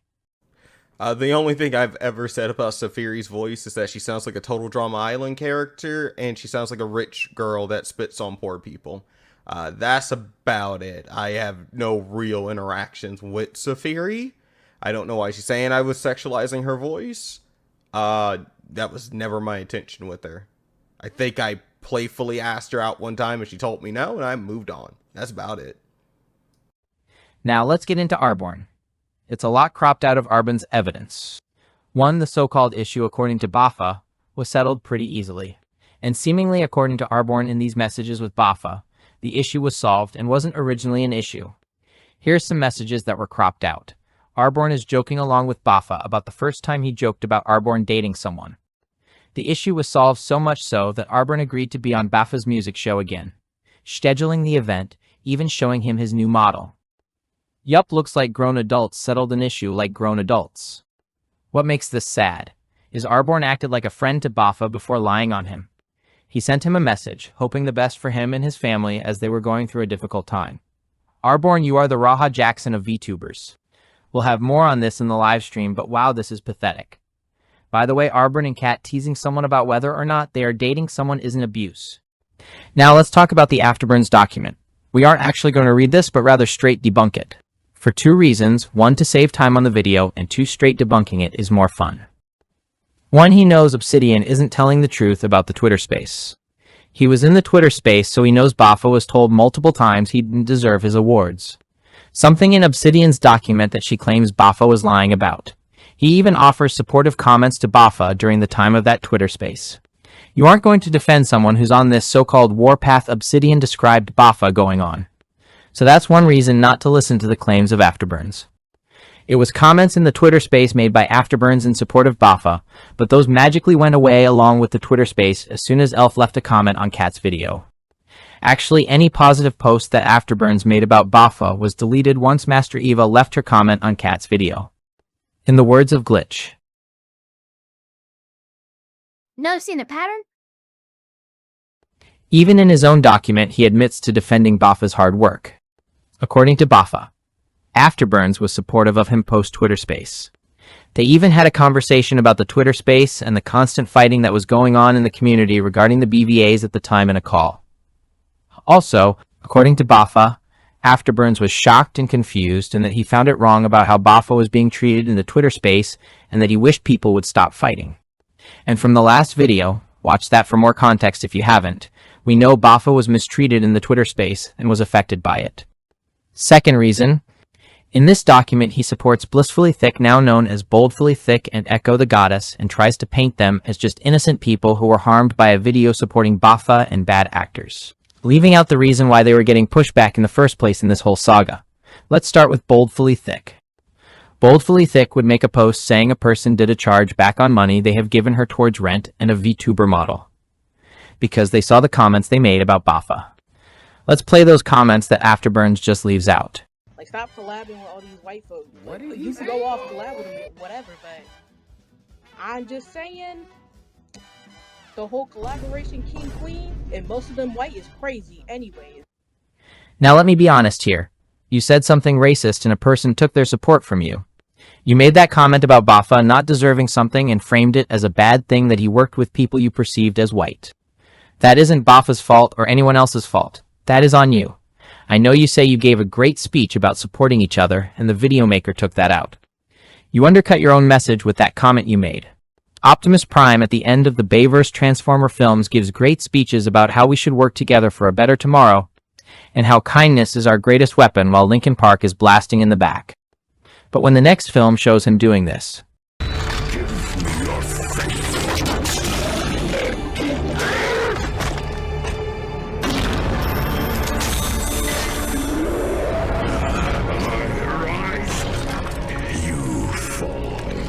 it undercuts his whole speech from the last film. That's what you did with your comment. You said something bigoted. Afterburns hit it, and Kat didn't look for it, which makes you all. Well, that's bigotry. You're a bigot, my dude. Look, kid, don't judge based on appearances, okay? Prejudice is rooted in subconscious biases like those. Yeah, you're right. As for Echo the Goddess, she was one of the main aggressors in the Twitter space against Bapha. I'm gonna hold your hand when I say this. You did not deserve to be in multiple categories, because you cannot sit up here and say you for everybody and can't be for everybody. Because that's just bit dead. When I say I can't be for everybody. Favoritism. Hey, as far as I'm concerned, I produce videos every month, produce 3 shows. Echo the Goddess is not innocent at all, no matter how much she claims she is. Yes, she wrote a document that got shouted out by Kat, basically saying people are lying on her, but we have audios and screenshots of her even recently discussing the BVAs and going on a warpath. It's known on that part of Twitter how much she rants about it and being told to stop. She has dedicated live streams allegedly to insulting Aphrodite and the BVAs, including Bapha. Anytime she sees anything even remotely attached to Aphrodite, she just goes into a rage. And at least according to her Twitter, is always in a rage, constantly fighting with people. So much so, she's been banned from Elon's Twitter twice! Do you know how hard that is to do? So we won't be engaging with this person much, as they aren't worth engaging with at all. They are just a mad person. Third reason, we don't trust Afterburns' testimony, along with the fact he seemingly got multiple topics just wrong, is that it is seemingly by design. According to this message Obsidian posted, Afterburns tells them that he will come out and say that him messaging her was a ploy by Bapha to silence her, which we will show you isn't true in a bit. But this message alone signals to us that Afterburns is willing to say anything to save his own hide. He doesn't care if Bapha is innocent or not. as long as it means he looks like the good guy and doesn't get the heat Bapha is getting. We can't trust a person's testimony who's like this. But Master Eva did some interviews with Bapha to get some more information on this topic, and the results were something else. Also, along with this, he posted his document at the exact same time Bapha posted his on the command of Messi, showing clearly this part was planned. Now on to the interviews. Also, before anyone says, what Boldfully Thick said wasn't offensive, ask yourself this: why did she lose the money then? And why didn't Afterburns include what she said in the document? It clearly was offensive to somebody. So with Afterburns, I was never trying to manipulate that guy. I wasn't trying to make him do anything bad. I never lied to him or anything. The original goal of me asking him to message Obi and having Serge also message Obi was just to try to see what was going on, while I messaged Messi to try to see what was going on. I did not send anyone to silence Obi or anything. We were all very confused at the time about what was going on. So we were trying to see, hey, what's going on? Let's see, we have a meeting. Because at the time I was going through a lot because my brother was in critical condition at the hospital. Yeah. I did not give Arborn or Surge a script. I just said, hey, message. Let's see if we can get a meeting going, see what's going on, because I just don't need any more stress. And that was about it regarding that. And then I would later on have a call with Afterburns about it. I showed him what eventually, after pretty much no sleep, stressed out of my mind, what I finally came up with. He said, it's fine. And I told him, hey, do you want me to say I wasn't sending you or anything? He told me, no, I don't want anything to do with this. We're brothers in God. He's like, you can keep the intro music and stuff like that. I'm not going to make any doc on you. I don't want anything to do with this, but maybe you need to say something about the people that are apparently messaging Obi to not post the document. And I was like, oh, I mean, like, I was going to do that anyway, and this is what I got so far. I didn't change the document or anything. I just showed him what I had so far.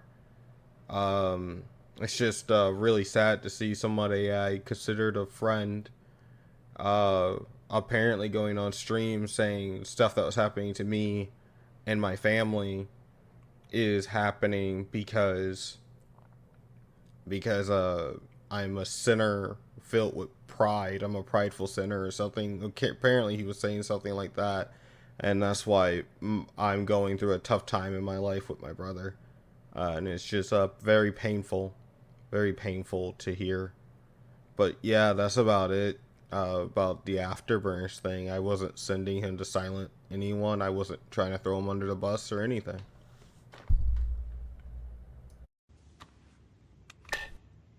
Ready?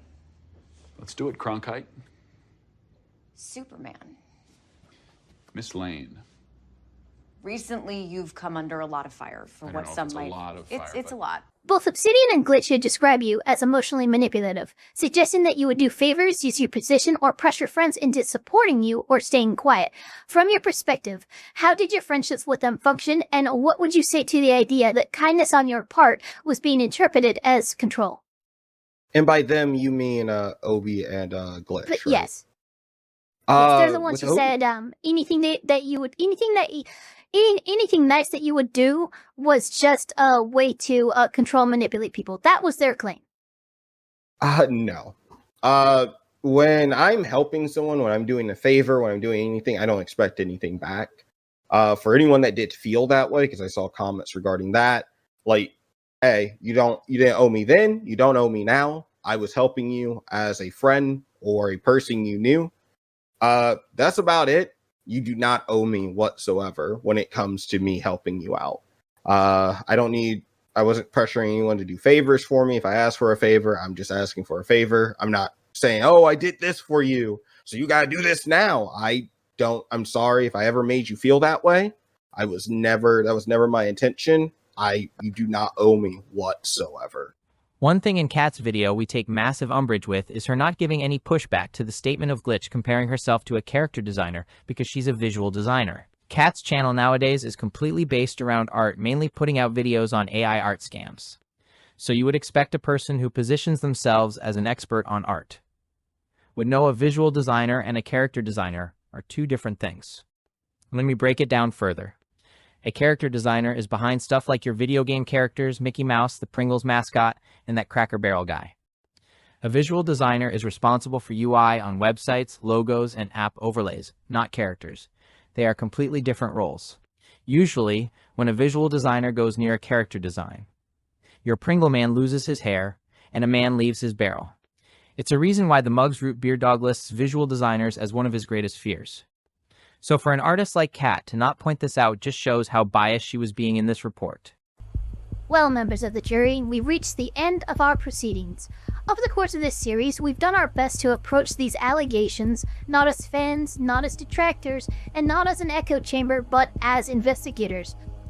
We've read all 3 documents, we've examined the evidence that was presented, and we've noted where evidence was absent.